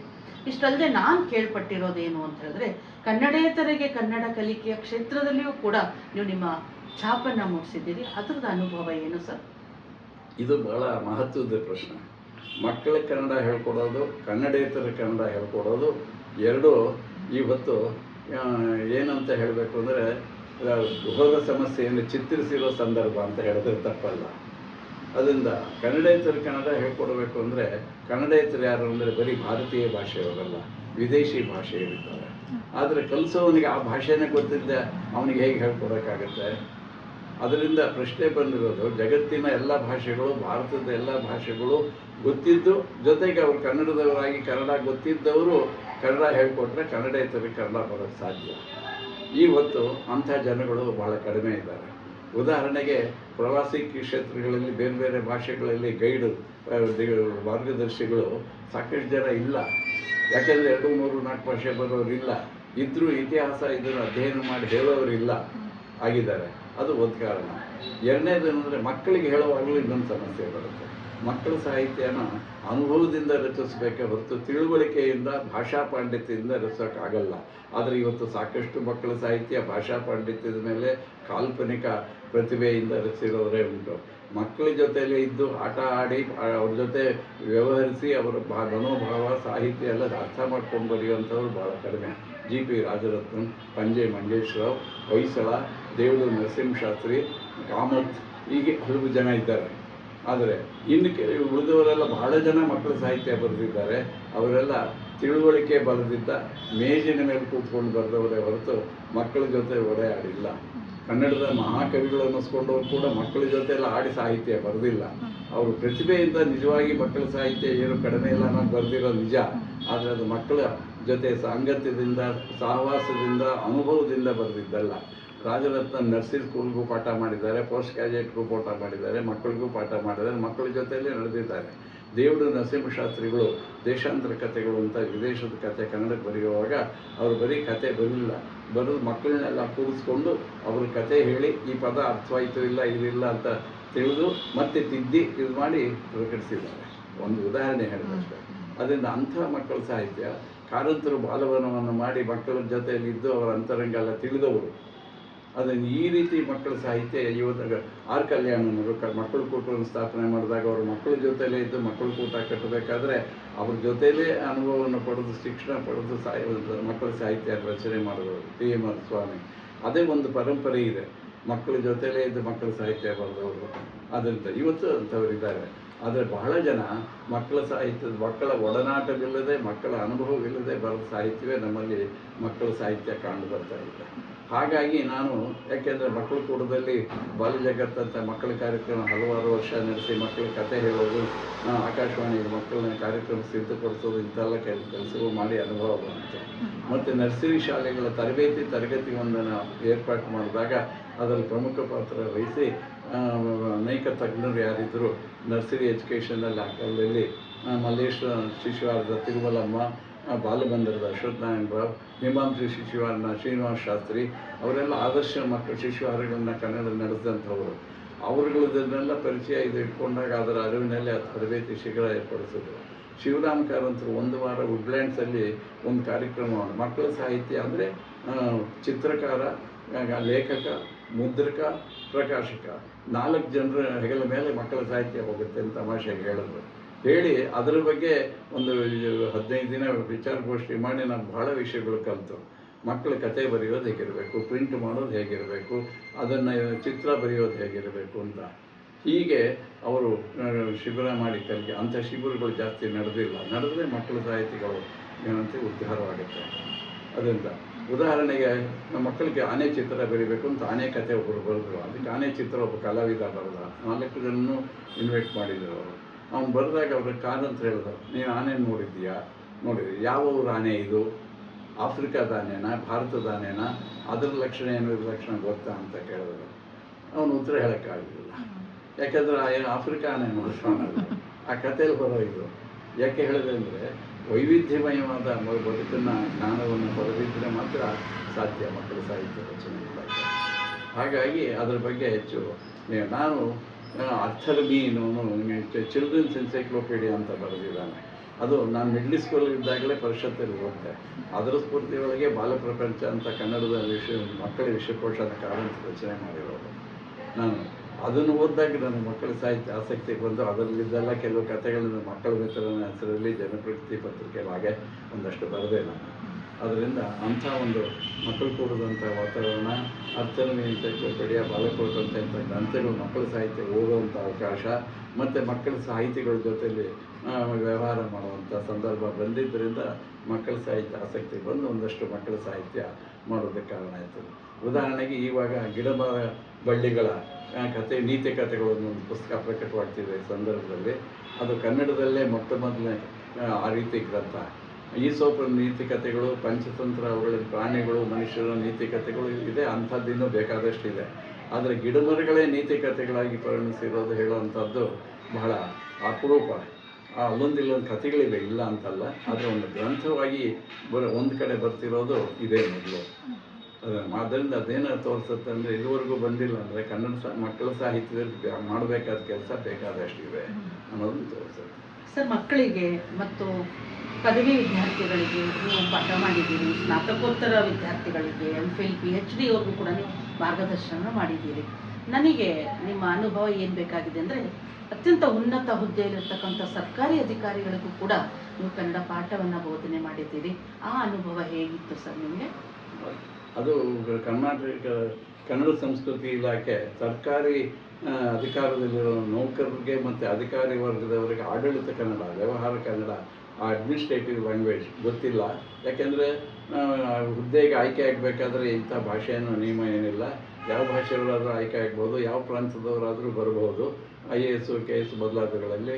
ಮತ್ತು ಅವರು ಯಾವ ಪ್ರಾಂತವನ್ನಾದರೂ ತಮ್ಮ ಅಧಿಕಾರಕ್ಕೆ ಆಯ್ಕೆ ಮಾಡ್ಕೊಳ್ಳೋ ಅವಕಾಶಗಳಿದೆ. ಅದರ ಪರಿಣಾಮವಾಗಿ ಏನಾಗುತ್ತೆ, ಪ್ರತಿಯೊಂದು ಪ್ರಾಂತದಲ್ಲೂ ಬೇರೆ ಭಾಷೆ ಜನಗಳು ಅಧಿಕಾರರಾಗಿ ಆಡಳಿತ ನಡೆಸ್ತಾರೆ. ಆದರೆ ಅಲ್ಲಿನ ಜನರ ಭಾಷೆ ಬೇರೆ, ಈ ಅಧಿಕಾರಿ ಭಾಷೆ ಬೇರೆ. ಅವರಿಗೆ ಆ ಲೋಕಲ್ ಲ್ಯಾಂಗ್ವೇಜ್, ಸ್ಥಳೀಯ ಭಾಷೆ ಬರೋಲ್ಲ. ಇಂಗ್ಲೀಷು ಎಲ್ರಿಗೂ ಬರೋಲ್ಲ, ಹಿಂದಿ ಅಂತೂ ಅದು ಎಲ್ರಿಗೂ ಬರೋಲ್ಲ. ಈ ಒಂದು ಆಡಳಿತದಲ್ಲಿ ಬರೋ ಸಮಸ್ಯೆ, ಭಾಷಾ ಸಮಸ್ಯೆಗೋಸ್ಕರ ನಿವಾರಣೆಗೆ ಏನು ಮಾಡಿದ್ರು, ಬೇರೆ ಭಾಷೆಯವರಿಗೆ ಅಥವಾ ಸರ್ಕಾರದಲ್ಲಿ ಕೆಲಸ ಮಾಡುವಂಥವ್ರಿಗೆ ಆಡಳಿತ ಕನ್ನಡ ಅಂತಲೇ ಒಂದು ಶಿಕ್ಷಣ ಕೊಡಬೇಕು ಅಂತ ಒಂದು ಯೋಜನೆ ಮಾಡಿತು. ಆ ಯೋಜನೆ ಪ್ರಾರಂಭ ಮಾಡಿದಾಗ ಪ್ರಾರಂಭದಿಂದ ಅದನ್ನು ಶಿಬಿರ ನಡೆಸುವಂಥ ಅವಕಾಶ ಪ್ರಧಾನ ಗುರುದತ್ ಅವರಿಗೆ, ನನಗೆ ಇಬ್ಬರಿಗೆ ಬಂತು.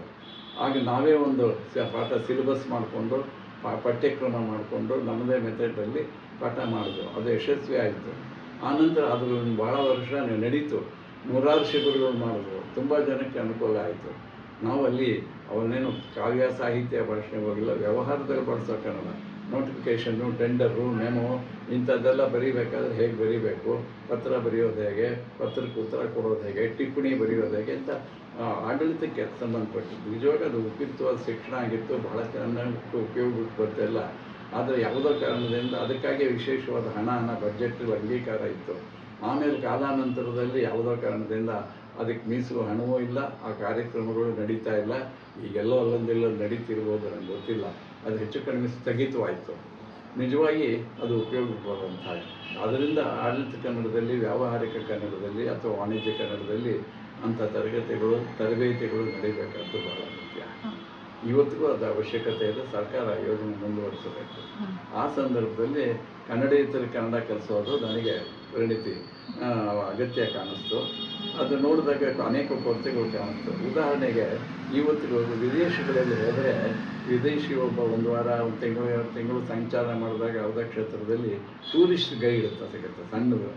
ಅವನು ಅಲ್ಲಿ ಫೋನ್ ಮಾಡೋದು ಹೇಗೆ, ವ್ಯಾಪಾರ ಮಾಡೋದು ಹೇಗೆ, ಅಥವಾ ಟಿಕೆಟ್ ಬುಕ್ ಮಾಡೋದು ಹೇಗೆ, ಅದಕ್ಕೆ ಸಂಬಂಧಪಟ್ಟ ಪದಗಳನ್ನ ತನ್ನ ಭಾಷೆ ಒಳಗೆ ಇಂಗ್ಲೀಷ್ ಭಾಷೆ ಒಳಗೆ ಇರುತ್ತೆ. ಅದನ್ನು ಇಟ್ಕೊಂಡು ಹೆಚ್ಚು ಕಡಿಮೆ ಅವನು ಸಂಚಾರ ಮಾಡ್ಬೋದು, ಪ್ರವಾಸ ಮಾಡ್ಬೋದು, ವ್ಯವಹಾರಕ್ಕೆ ತಕ್ಕಾಗಿರುತ್ತೆ. ಅಥವಾ ಬಟ್ಟೆ ಅಂಗಡಿಗೆ ಹೋದರೆ ವ್ಯಾಪಾರ ಮಾಡೋದು ಹೇಗೆ, ಅದಕ್ಕೆ ಸಂಬಂಧಪಟ್ಟ ಪದಗಳೇನು, ವಾಕ್ಯಗಳೇನು ಅಂತ ಕೊಟ್ಟಿರ್ತಾರೆ. ಅಂಥ ಕೆಲವು ಪುಸ್ತಕನ ನಾನು ಫ್ರೆಂಚ್ ಭಾಷೆದು, ಜೆಕ್ ಭಾಷೆದು, ಅಮೇರಿಕನ್ ಭಾಷೆದು, ಒಂದೆರಡು ಹಿಂದಿದು ನೋಡಿದ್ದೀನಿ. ಕನ್ನಡದಲ್ಲಿ ಅಂಥ ಪ್ರವಾಸಿ ಕನ್ನಡದ ಪುಸ್ತಕ ಇವತ್ತಿಗೂ ಬಂದಿಲ್ಲ. ಬೇರೆ ಭಾಷೆ ಒಬ್ಬ ಹಿಂದಿಯವನೋ ಬಂಗಾಳಿಯವನೋ ಯಾರೋ ಬಂದರೆ ಅವನ ಭಾಷೆಗಳು ನಮ್ಮ ಕನ್ನಡದಲ್ಲಿ ವ್ಯವಹಾರ ಮಾಡಬೇಕಾದ್ರೆ ಅವ್ನು ಬೇಕಾದ ಪದಗಳು ವಾಕ್ಯಗಳು ಅಷ್ಟೇ, ಇನ್ನೇನು ಬೇಕಿಲ್ಲ. ಅದಂಥ ಪುಸ್ತಕ ಇವತ್ತಿಗೂ ತಯಾರಾಗಿಲ್ಲ.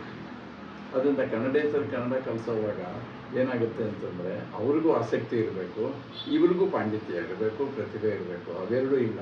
ಎಷ್ಟೋ ಸಲ ಹೇಳ್ಕೊಡೋರಿಗಿಂತ ಕಲಿಯೋರು ಬುದ್ಧಿವಂತರಾಗಿರ್ತಾರೆ, ಕಲಿಯೋರಿಗಿಂತ ಹೇಳ್ಕೊಡೋರು ಬುದ್ಧಿವಂತರಾಗಿರ್ತಾರೆ. ಇದು ಕನ್ನಡೇತರ ಸಮಸ್ಯೆ. ಉದಾಹರಣೆಗೆ ಗಾಂಧಿ ಮೊಮ್ಮಗಳು ಸವಿತಾ ಕುಲಕರ್ಣಿ ನಂತರ ಇದ್ದರಲ್ಲ, ಅವರಿಗೆ ಕನ್ನಡ ಹೇಳೋಕ್ಕೆ ನನಗೊಂದು ಅವಕಾಶ ಬಂದಿತ್ತು.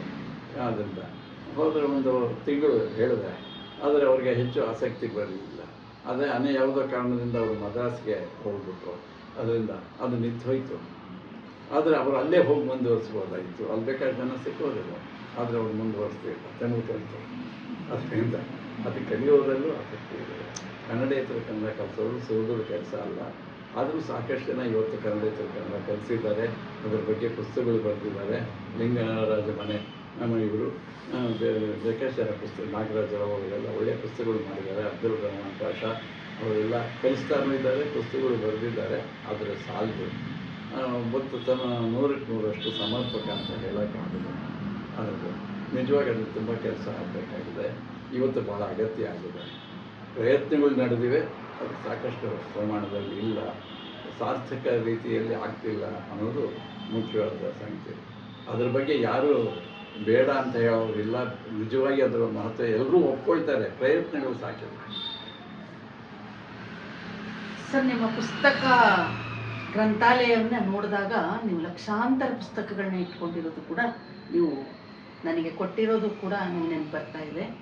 ನೀವು ಯಾವಾಗಲೂ ಹೇಳ್ತಾ ಇದ್ರಿ, ಈ ಭಾನುವಾರ 10 ಪುಸ್ತಕ ತೊಗೊಂಡು ಹೋಗಬೇಕು, ಓದಬೇಕು, ಮುಂದಿನ ಭಾನುವಾರ ಆ ಪುಸ್ತಕಗಳನ್ನ ಕೊಟ್ಟರೆ ಮಾತ್ರ ಹೊಸ ಪುಸ್ತಕಗಳು ಕೊಡ್ತೀವಿ ಅಂತೇಳಿ ನನಗೇನೆ ಸಾವಿರಾರು ಪುಸ್ತಕಗಳನ್ನ ಕೊಟ್ಟು ಓದುವ ಕೌಶಲ್ಯವನ್ನು ನೀವು ಹೆಚ್ಚು ಮಾಡಿದ್ದೀರಿ ಸರ್. ಉಪನ್ಯಾಸವನ್ನು ಮಾಡುವಾಗ ಮತ್ತು ನೀವು ಅನೇಕ ಸಾವಿರಾರು ಗೋಷ್ಠಿಗಳಲ್ಲಿ ಅಧ್ಯಕ್ಷತೆಯನ್ನು ವಹಿಸುವಾಗ ಅದು ಹೇಗೆ ನಿಮ್ಮ ವಾಗ್ಜರಿ ಆಗಲಿ, ಇಡೀ ಸಭಿಕರನ್ನು ಸೆಳೆದುಕೊಳ್ಳುವ ರೀತಿಯಾಗಲಿ ಮತ್ತು ಮಂತ್ರಮುಗ್ಧರನ್ನಾಗಿ ಮಾಡಿಸುವಂತಹ ಉಪನ್ಯಾಸಗಳ ಗುಟ್ಟೇನು ಸರ್? ಗುಟ್ಟು ಅಂತ ಹೇಳಿದ ಅಧ್ಯಾಪಕನಾದವನಿಗೆ ಹೇಗೆ ಯುದ್ಧ ಮಾಡೋವನಿಗೆ ಶಸ್ತ್ರವಿದ್ಯೆ ಜೊತೆಗೆ ಶಸ್ತ್ರಗಳ ಸಂಗ್ರಹವೂ ಇರಬೇಕಾಗುತ್ತೆ. 2 ಬಾಣ ಇದ್ಬಿಡ್ತು ಅಂದರೆ 2 ಬಾಣ ಬಿಟ್ಕೊಂಡು ಖಾಲಿ ಆಯಿತು ಅಂದರೆ ಯುದ್ಧಕ್ಕೆಲ್ಲ ಪ್ರಶ್ನೆ ಇಲ್ಲ. ಹಾಗೆ ಅಧ್ಯಾಪಕನಾದವನಿಗೆ ಪುಸ್ತಕ ಭಂಡಾರ ಒಂದು ಇರಬೇಕು. ಅವನ ಅಧ್ಯಯನ ಕ್ಷೇತ್ರಕ್ಕೆ ಸಂಬಂಧಪಟ್ಟ ಹಾಗೆ ಸಾಕಷ್ಟು ಕಾರಂತರನ್ನು ಪಾಠ ಮಾಡ್ತಾನೆ, ಇನ್ನೊಂದು ದಿನ ಕುವೆಂಪು ಅವ್ರ ಪಾಠ ಮಾಡ್ತಾನೆ, ಇನ್ನೊಂದು ವರ್ಷ ಬೇಂದ್ರೆಯವ್ರ ಪಾಠ ಮಾಡ್ತಾನೆ. ಅಂದರೆ ಅವನು ಕುವೆಂಪು, ಕಾರಂತ, ಬೇಂದ್ರೆ ಕನ್ನಡದ ಎಲ್ಲರೂ ಜನ ಪುಸ್ತಕಗಳು ಬೇಕು. ಮಾಡೋದೊಂದು ಕಾದಂಬರಿ ಇರ್ಬೋದು, ಆದರೆ ಅವ್ರದ್ದು ಉಳಿದೆಲ್ಲ ಗ್ರಂಥಗಳು ಇದು ಓದಿ ಹೊರತು ಅದರ ಹಿನ್ನೆಲೆ ಒಳಗೆ ಅದರ ಲೇಖಕನ ಅನುಭವವನ್ನು ಇದನ್ನೆಲ್ಲ ಹೇಳೋಕ್ಕೆ ಸಾಧ್ಯ ಆಗಲ್ಲ. ಅದನ್ನು ನಾನು ಪಾಠ ಮಾಡುವಂಥ ಕಾಲದಲ್ಲಿ ನಮ್ಮ ತೀನಂಶ್ರೀ DL ಕನ್ನಡದ ವಿದ್ವಾಂಸರೆಲ್ಲ ರಾಜರತ್ನಂ ಅಂಥವರು ಒಂದು ವಿಷಯ ಯಶೋಧ ಚರಿತ್ರೆ ಅಂತ ಒಂದು ಕಾರ್ಯ ಇಟ್ಟಿದ್ದರೆ ಅದಕ್ಕೆ ಸಂಬಂಧಪಟ್ಟಾಗ ಆ ಕವಿ ಬರೆದಿರೋ ಗ್ರಂಥಗಳು ಯಾವ್ಯಾವುದು, ಅದರ ಮೇಲೆ ಬಂದ ವಿಮರ್ಶಾ ಗ್ರಂಥಗಳು ಯಾವ್ಯಾವುದು ಅನ್ನೋದನ್ನು ಎಲ್ಲನೂ ಸಂಗ್ರಹ ಮಾಡಿ ಓದಿ ಅಧ್ಯಯನ ಮಾಡಿ ಪಾಠ ಮಾಡ್ತಿದ್ರು. ಆವಾಗ ವಿದ್ಯಾರ್ಥಿಗಳಿಗೂ ಅದು ಪರಿಣಾಮಕಾರಿ ಆಗ್ತಿತ್ತು, ಹೇಳೋವರೆಗೂ ಪರಿಪೂರ್ಣವಾಗಿ ವಿಷಯ ತಿಳಿದಿರ್ತಿತ್ತು. ಇವತ್ತು ಹಾಗಾದಾಗ ಏನಾಯಿತು, ಆ ಮಾದರಿ ನನಗೆ ಹಿಡಿದು ಅವ್ರು ಹಾಕಿ ಪಾಠ ಮಾಡಬೇಕು ಅನ್ನೋ ಕಾರಣದಿಂದ ನಾನು ಯಾವುದೇ ಪಠ್ಯಪುಸ್ತಕ ಪಾಠ ಮಾಡಿದ್ರೆ ಕಾಳಿದಾಸನ ಶಾಕುಂತಲ ಪಾಠ ಮಾಡ್ತೀನಿ ಅಂತಂದರೆ ಕಾಳಿದಾಸನ ಎಲ್ಲ ಕೃತಿಗಳನ್ನು ಕೊಂಡ್ಕೊಳ್ತಿದ್ದೆ, ಅವೆಲ್ಲ ಓದ್ತಿದ್ದೆ. ಅದೊಂದೇ ನಾಟಕ ಅಲ್ಲ, ಅದಕ್ಕೆ ಸಂಬಂಧಪಟ್ಟ ಹೇಳ್ತಿದ್ದೆ. ಹಾಗೆ ಒಂದು ಸಲ ಎಲ್ಲ ಕೃತಿ ಕೊಂಡು ಕವಿ ಕಾಳಿದಾಸನ ಶಾಕುಂತಲ ಮಾಡಿದ್ರೆ ಅದು ಇನ್ನೊಂದು 2-3 ವರ್ಷದ ಮೇಲೆ ಮತ್ತೆ ಅದನ್ನೇ ಬಸವಶಾಸ್ತ್ರಿಗಳದನ್ನೇ ಪಠ್ಯ ಇಡ್ತಿದ್ರು. ನಾನು 4 ಸಲ 5 ಸಲ ಅದನ್ನು ಪಾಠ ಮಾಡಿದ್ದೀನಿ, ಬೇರೆ ಬೇರೆ ಕಾಲೇಜಲ್ಲಿ, ಬೇರೆ ಬೇರೆ ವರ್ಷದಲ್ಲಿ ಮಾಡಿದಾಗ ಏನಾಗ್ತಿತ್ತು, ಮತ್ತೆ ಅವಾಗ ಹೊಸದಾಗಿ ಬಂದ ಪುಸ್ತಕಗಳು ಇದೆಲ್ಲ ಸೇರಿಸಿ ಓದಿದಾಗ ಹೆಚ್ಚು ಹೆಚ್ಚು ವಿಷಯ ಜ್ಞಾನ ಸಂಗ್ರಹ ಆಗ್ತಿತ್ತು, ಇನ್ನಷ್ಟು ಪುಸ್ತಕಗಳು. ಹೀಗಾಗಿ ಹೀಗಾಗಿ ಪುಸ್ತಕಗಳು ಸಂಗ್ರಹ ಆಗೋದಕ್ಕೆ ಕಾರಣ ಏನು ಅಂದರೆ ಪುಸ್ತಕ ಭಂಡಾರ ನಾನು ಪಾಠ ಮಾಡುವಂಥದ್ದಕ್ಕೆ ಪರಿಪೂರ್ಣವಾಗಿ ಪೂರಕವಾಗಿ ಇರೋ ಪುಸ್ತಕಗಳನ್ನ ಇಟ್ಕೊಳ್ಬೇಕು ಅನ್ನೋದು ಪಾಠಕ್ಕೆ ಬಹಳ ಮುಖ್ಯ ಅಂತ. ಆದರೆ ಹಾಗೆ ಮಾಡಿದಾಗ ಎಲ್ಲ ಪುಸ್ತಕಗಳು ಅಂಗಡಿಗೆ ಸಿಗ್ತಿರಲಿಲ್ಲ, ಲೈಬ್ರರಿ ಸಿಗ್ತಿರಲಿಲ್ಲ.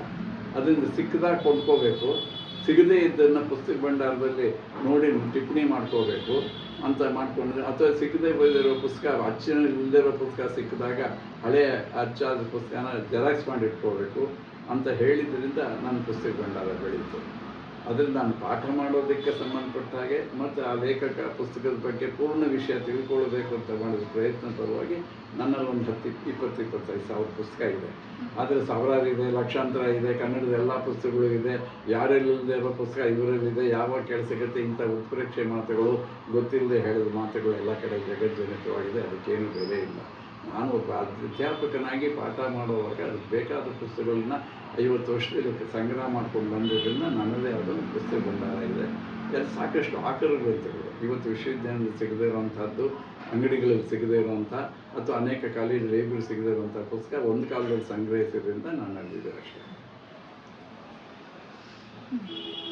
ಸರ್, ನೀವು ಸಾಹಿತಿಗಳಾಗಿ, ವಿಮರ್ಶಕರಾಗಿ, ಸಂಘಟಕರಾಗಿ, ಸಂಶೋಧನಾ ಮಾರ್ಗದರ್ಶಕರಾಗಿ, ಕನ್ನಡದ ಸಾಹಿತ್ಯ ಪರಿಚಾರಕರಾಗಿ ಅನೇಕ ಕ್ಷೇತ್ರಗಳಲ್ಲಿ ನಿಮ್ಮದೇ ಆದಂಥ ವ್ಯಕ್ತಿತ್ವವನ್ನು ತೋರಿಸ್ಕೊಂಡು ಬಂದಿದ್ದೀರಿ. ನಿಮ್ಮ ಮುಂದಿನ ಯೋಜನೆಯ ಬಗ್ಗೆ ಸ್ವಲ್ಪ ಹೇಳ್ತೀರಾ ಸರ್?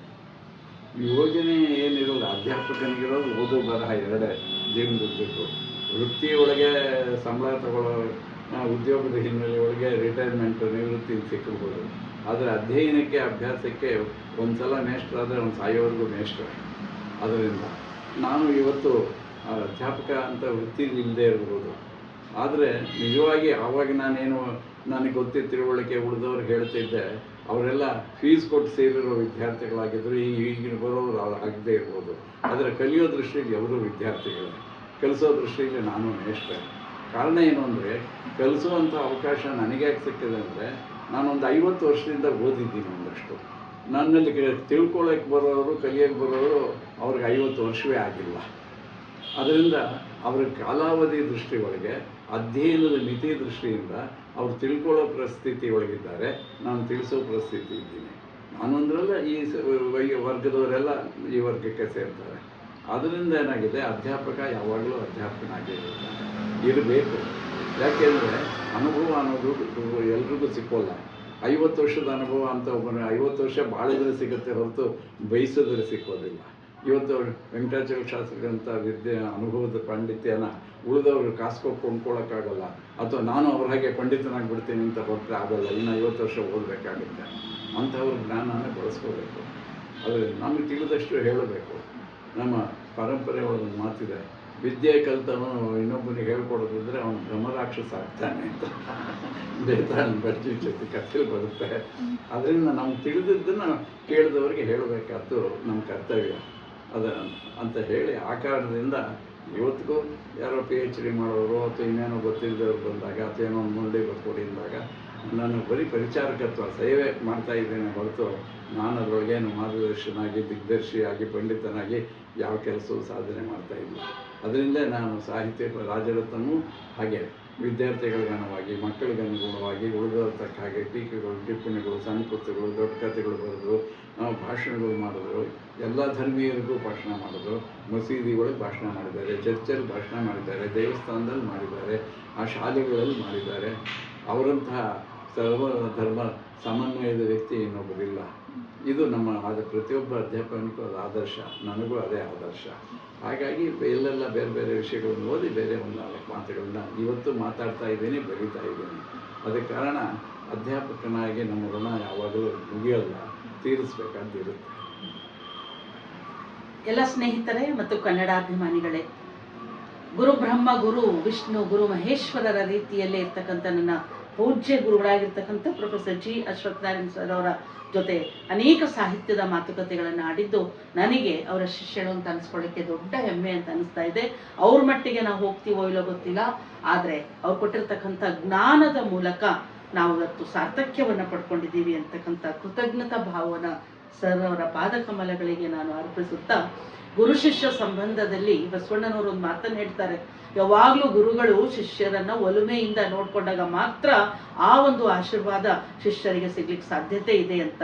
ನೀನು ಒಲಿದರೆ ಕೊರಡು ಕೊನರುವುದಯ್ಯ, ನೀ ಒಲಿದರೆ ಬರಡು ಹಯನುವುದಯ್ಯ, ನೀನು ಒಲಿದರೆ ವಿಷವೆಲ್ಲ ಅಮೃತ ಒಪ್ಪುದಯ್ಯ, ಕೂಡಲ ಸಂಗಮ ದೇವನಂತೆ ಇರ್ತಕ್ಕಂಥ ಪೂಜ್ಯ ಗುರುಗಳು ಇಲ್ಲಿರ್ಪುವು ಪಡಿ ಪದಾರ್ಥಗಳು ಸರ್ ಅಮೃತದಂತೆ ಸಾಹಿತ್ಯದ ಪಡಿ ಪದಾರ್ಥಗಳನ್ನೆಲ್ಲ ನಮಗೆ ಕೊಟ್ಟಿದ್ದರಿಂದ ಇವರು ಗುರುಪೂಜ್ಯರು ಅಂತ ಮತ್ತೊಮ್ಮೆ ನಿಮಗೆ ನಾನು ಶಿರಬಾಗಿ ವಂದಿಸ್ತಾ ಈ ಚರ್ಚೆಯ ಸಂದರ್ಭದಲ್ಲಿ ನಿಮ್ಮ ಧರ್ಮಪತ್ನಿ ಲಕ್ಷ್ಮೀ ಅಶ್ವತ್ಥನಾರಾಯಣ್ ಸರ್ ಅವರು ಕೂಡ ನಮ್ಮ ಜೊತೆಯಲ್ಲಿದ್ದಾರೆ. ಅವರ ಮಗಳು ಕ್ಷಮಾ ಅವರು ಕೂಡ ನಮ್ಮ ಜೊತೆ ಇದ್ದಾರೆ. ಅವರು ಆಗ್ತಕ್ಕಂಥ ಅನಿಸಿಕೆಗಳನ್ನು ಅವರ ಒಂದು ದೃಷ್ಟಿಕೋನವನ್ನು ಮಾತಾಡೋಣ. ಬನ್ನಿ ಸ್ನೇಹಿತರೆ. ಮೇಡಮ್ ನಮಸ್ತೆ. ಶನಿವಾರ 31ನೇ ತಾರೀಕು ಸರ್ಗೆ ನಾವೆಲ್ಲರೂ ಸಾಹಿತ್ಯ ಪರಿಚಾರಕ ಅಂತಕ್ಕಂಥ ಅಭಿನಂದನಾ ಗ್ರಂಥದ ಸಮರ್ಪಣೆಯನ್ನ ಮಾಡ್ತಾ ಇದ್ದೀವಿ. ಎಲ್ಲರೂ ಕೂಡ ಶಿಷ್ಯಕೋಟಿ ವೃಂದ ಸಂತೋಷದಿಂದಿದೆ.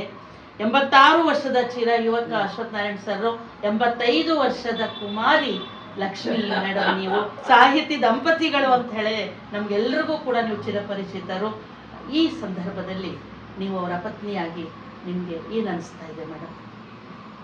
ಅವರ ಜೀವನದ ಪರಿಶ್ರಮಕ್ಕೆ ಈ ಸಂದರ್ಭದಲ್ಲಾದ್ರೂ ಸರಿಯಾದ ಒಂದು ಗೌರವ ಸಿಗ್ತಾ ಇದೆ ಅನ್ನೋದು ನಂಗೆ ನಿಜಕ್ಕೂ ಸಂತೋಷ ಸಂಗ್ತೀನಿ. ಅವ್ರು ಯಾವತ್ತೂ ಪ್ರಶಸ್ತಿಯ ಬೆನ್ನನ್ನು ಹತ್ತಿ ಹೋದಂಥವ್ರಲ್ಲ, ಅಥವಾ ತಾನು ಮಾಡಿದ ಕೆಲಸನ ಅದನ್ನು ಪ್ರಚುರಪಡಿಸ್ಬೇಕು, ಪ್ರಚಾರ ಮಾಡಬೇಕು ಅನ್ನೋ ಆಸೆಯನ್ನು ಇಟ್ಕೊಂಡಂಥವ್ರಲ್ಲ. ಅವ್ರ ಜೀವನದಲ್ಲಿ ನಾನು ನೋಡಿದ್ದೀನಿ, ಏಳು ಬೀಳುಗಳು ಬೇಕಾದಷ್ಟಿದೆ. ಈ ಬಿದ್ದಾಗ ದುಃಖ ಪಡಲಿಲ್ಲ, ಎದ್ದಾಗ ಸಂತೋಷ ಪಡಲಿಲ್ಲ. ಎಲ್ಲ ಸಂದರ್ಭದಲ್ಲೂ ಎಲ್ಲವನ್ನು ಸಮಾನವಾಗಿ ಸ್ವೀಕರಿಸ್ತಾ ಇದ್ರೂ ಕೆಲವೊಮ್ಮೆ ನಮಗೆ ನಮ್ಮ ಮನಸ್ಸಿಗೆ ಅಯ್ಯೋ ಯಾಕಪ್ಪ ಇದು ಬೇಕು, ಇದನ್ನು ಬಿಟ್ಟು ದೂರ ಬಂದರೆ ಸಾಕಲ್ಪ ಅಂತ ಅನಿಸಿದ್ದು ಉಂಟು. ಆದರೆ ಕೊನೆಗೆ ಅವರ ಪರಿಶ್ರಮಕ್ಕೆ ಇಂಥ ಒಂದು ಪ್ರಶಸ್ತಿ ಸಿಗ್ತಾ ಇರೋದು ನಿಜಕ್ಕೂ ನಮ್ಮೆಲ್ಲರಿಗೂ ಸಂತೋಷ, ಗೌರವದ ಸಂಗತಿ ಅಂತ ಹೇಳ್ತೇನೆ. ಇದಕ್ಕಾಗಿ ನಾನು ಸಮಿತಿಯವರು ಮತ್ತು ಇದಕ್ಕೆ ಶ್ರಮಿಸಿದಂತಹ ಎಲ್ಲ ಅವರ ಅಭಿಮಾನಿಗಳಿಗೂ ನಾನು ನನ್ನ ವಂದನೆಗಳು ಸಲ್ಲಿಸ್ತೇನೆ. ಧನ್ಯವಾದಗಳು ಮೇಡಮ್. ಮೇಡಮ್, ಸಾಹಿತಿ ದಂಪತಿಗಳಂತೇಳಿ ನೀವು ಚಿರಪರಿಚಿತರು. ನಿಮ್ಮ ಅನುಭವವನ್ನು ಕೂಡ ನಮ್ಮ ಜೊತೆ ಹಂಚ್ಕೊಳ್ತೀರಿ. ವೃತ್ತಿಯಲ್ಲಿಯೂ ಕೂಡ ನೀವು ಕನ್ನಡ ಪ್ರಾಧ್ಯಾಪಕಿಯಾಗಿ ನೀವು ವೃತ್ತಿಯಾದವರು. ನಿಮ್ಮ ಅನುಭವ ಹೇಗಿತ್ತು? ಯಾಕಂದರೆ ನಾನು ನಿಮ್ಮಿಬ್ಬರನ್ನು ಗಮನಿಸಿದಾಗ ಸರ್ ಎಷ್ಟು ಮೃದು ಸ್ವಭಾವದವರು, ಮೇಡಮು ನನಗೆ ಸ್ವಲ್ಪ ಗಟ್ಟಿಗಿತ್ತಿ ಅಂತ ಅನಿಸ್ತಾರೆ. ಹಾಗಾಗಿ ನಿಮ್ಮ ಅನುಭವ ಹೇಗೆ? ಅಂದರೆ ಇಬ್ಬರ ಮಧ್ಯದಲ್ಲಿ ಇರ್ತಕ್ಕಂಥ ನಾನು ಒಂದು ಸಣ್ಣ ಕೂಸು ಮೇಡಮ್ ಕನ್ನಡದ್ದು. ನಿಮ್ಮ ಅನುಭವ ಈ ಹೊತ್ತು ಎಲ್ರಿಗೂ ಬೇಕು ಅಂತ ಅನಿಸ್ತಾ ಇದೆ ನನಗೆ. ನೀವು ಹೇಳಿದ್ದು ಸತ್ಯವ ಸಂಗತಿ. ಎಷ್ಟೋ ವೇಳೆ ನಂಗೆ ಅನಿಸಿದೆ, ಸಾಹಿತಿಗಳು ರೆಫ್ರಿಜಿರೇಟರ್ ಇದ್ದ ಹಾಗೆ.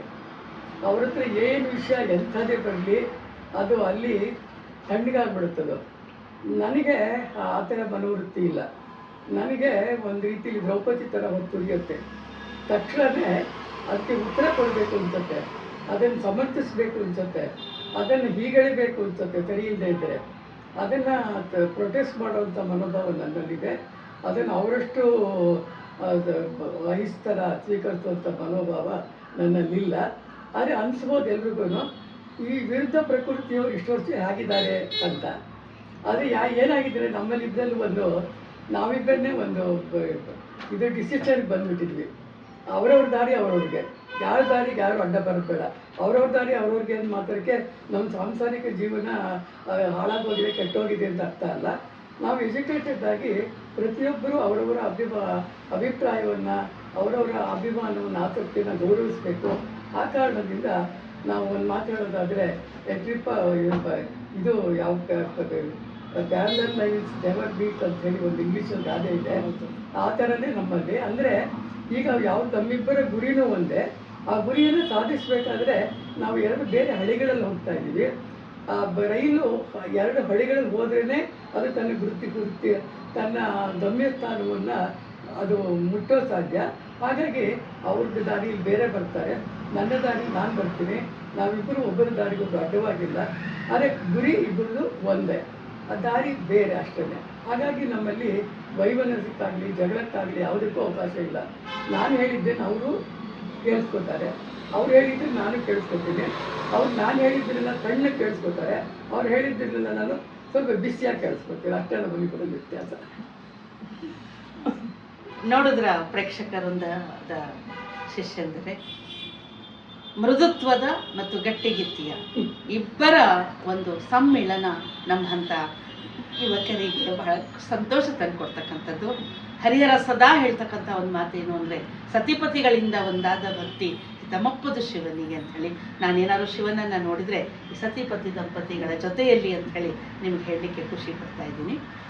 ಸ್ನೇಹಿತರೆ, ನಮ್ಮ ಜೊತೆ ಅಶ್ವತ್ಥನಾರಾಯಣ್ ಸರ್ ಮತ್ತು ಲಕ್ಷ್ಮೀ ಮೇಡಮ್ ಅವರ ಸುಪುತ್ರಿ, ಅತ್ಯಂತ ವಿದ್ಯಾವಂತೆ ಮತ್ತು ವಿದೇಶದ ಕನ್ನಡತಿ, ಇವತ್ತು ಅವ್ರು ನಮ್ಮ ಜೊತೆ ಇದ್ದಾರೆ. ಮಗುವಿಂದ ಹಿಡಿದು ಇವತ್ತಿನವರೆಗೂ ಕೂಡ ನಾನು ಕ್ಷಮನನ್ನು ನೋಡ್ಕೊಂಡು ಬಂದಿರತಕ್ಕಂಥ ಸರ್ ಶಿಷ್ಯಳು.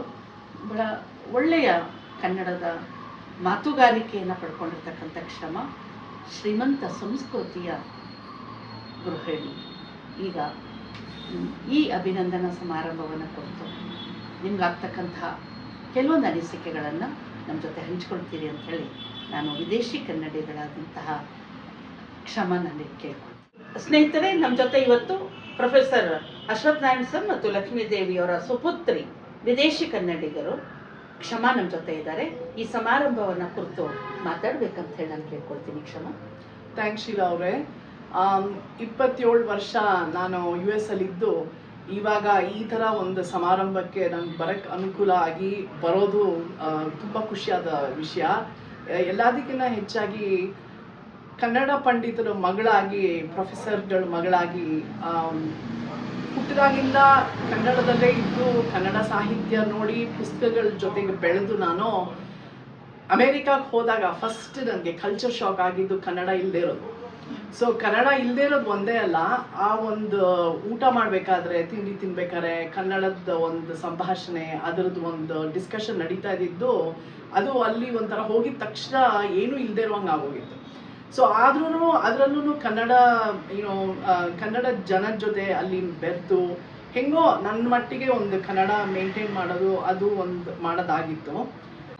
ಇಬ್ಬರು ಕನ್ನಡ ಸಾಹಿತಿಗಳ ಮಗಳಾಗಿ ಹುಟ್ಟಾಗಿಂದ ನನಗೆ ಡಿನ್ನರ್ ಟೈಮ್ ಕಾನ್ವರ್ಸೇಷನ್ ಬರೀ ಕನ್ನಡನೇ. ಸೊ ನಾನು ಎಷ್ಟೋ ಗ್ರಂಥಗಳು ಓದೇ ಇಲ್ಲ, ಬಟ್ ಎಲ್ಲ ಅರ್ಥ ಆಗಿರೋದು ಇವರಿಬ್ಬರು ಡಿಸ್ಕಷನ್ನು. ಇವರು ಪಾಠ ಮಾಡಿಬಿಟ್ಟು ಬಂದಮೇಲೆ ನಾನು ಊಟ ಮಾಡ್ಬೇಕಾದ್ರೆ ಏನಾಯ್ತು ಕಾಲೇಜಲ್ಲಿ ಹೆಂಗೆ ಅಂತೆಲ್ಲ ಮಾತಾಡ್ತಾ ಇದ್ದು. ಸೊ ಆ ಒಂದು ಎಕ್ಸ್ಪೀರಿಯನ್ಸು ಯಾರಿಗೂ ಅಷ್ಟು ಬರೋದಿಲ್ಲ. ಸೊ ಆ ಥರದ್ರಲ್ಲಿ I think I am very lucky in that manner.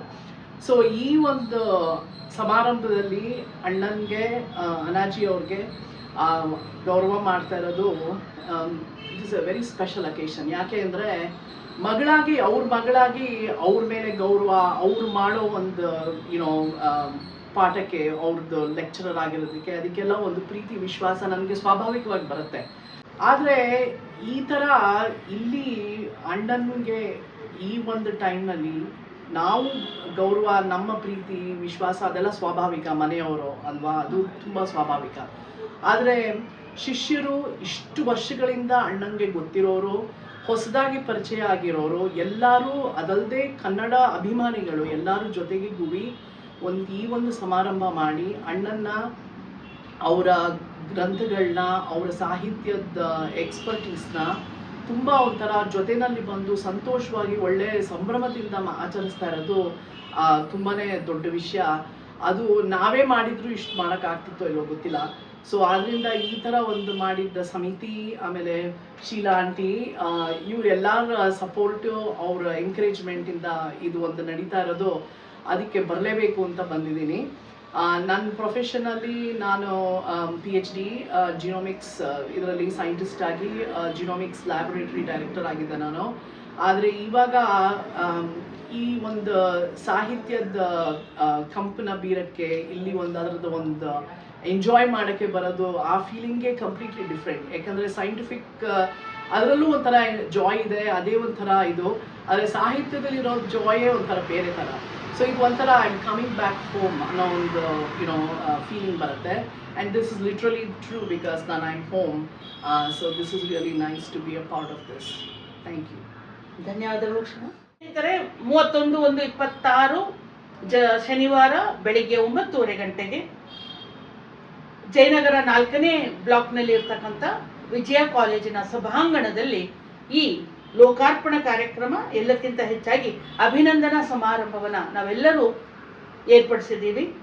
ನೀವೆಲ್ಲರೂ ಕೂಡ ಬಂದು ಈ ಅಭಿನಂದನಾ ಗೌರವ ಸಮರ್ಪಣಾ ಸಮಾರಂಭಕ್ಕೆ ಪಾಲ್ಗೊಳ್ಬೇಕು ಅಂತ ಹೇಳಿ ಮತ್ತೊಮ್ಮೆ ನಿಮ್ಮನ್ನೆಲ್ಲರನ್ನೂ ನಾನು ಆಹ್ವಾನಿಸ್ತಾ ಇದ್ದೀನಿ. ಸ್ವಾಗತ ಸುಸ್ವಾಗತ.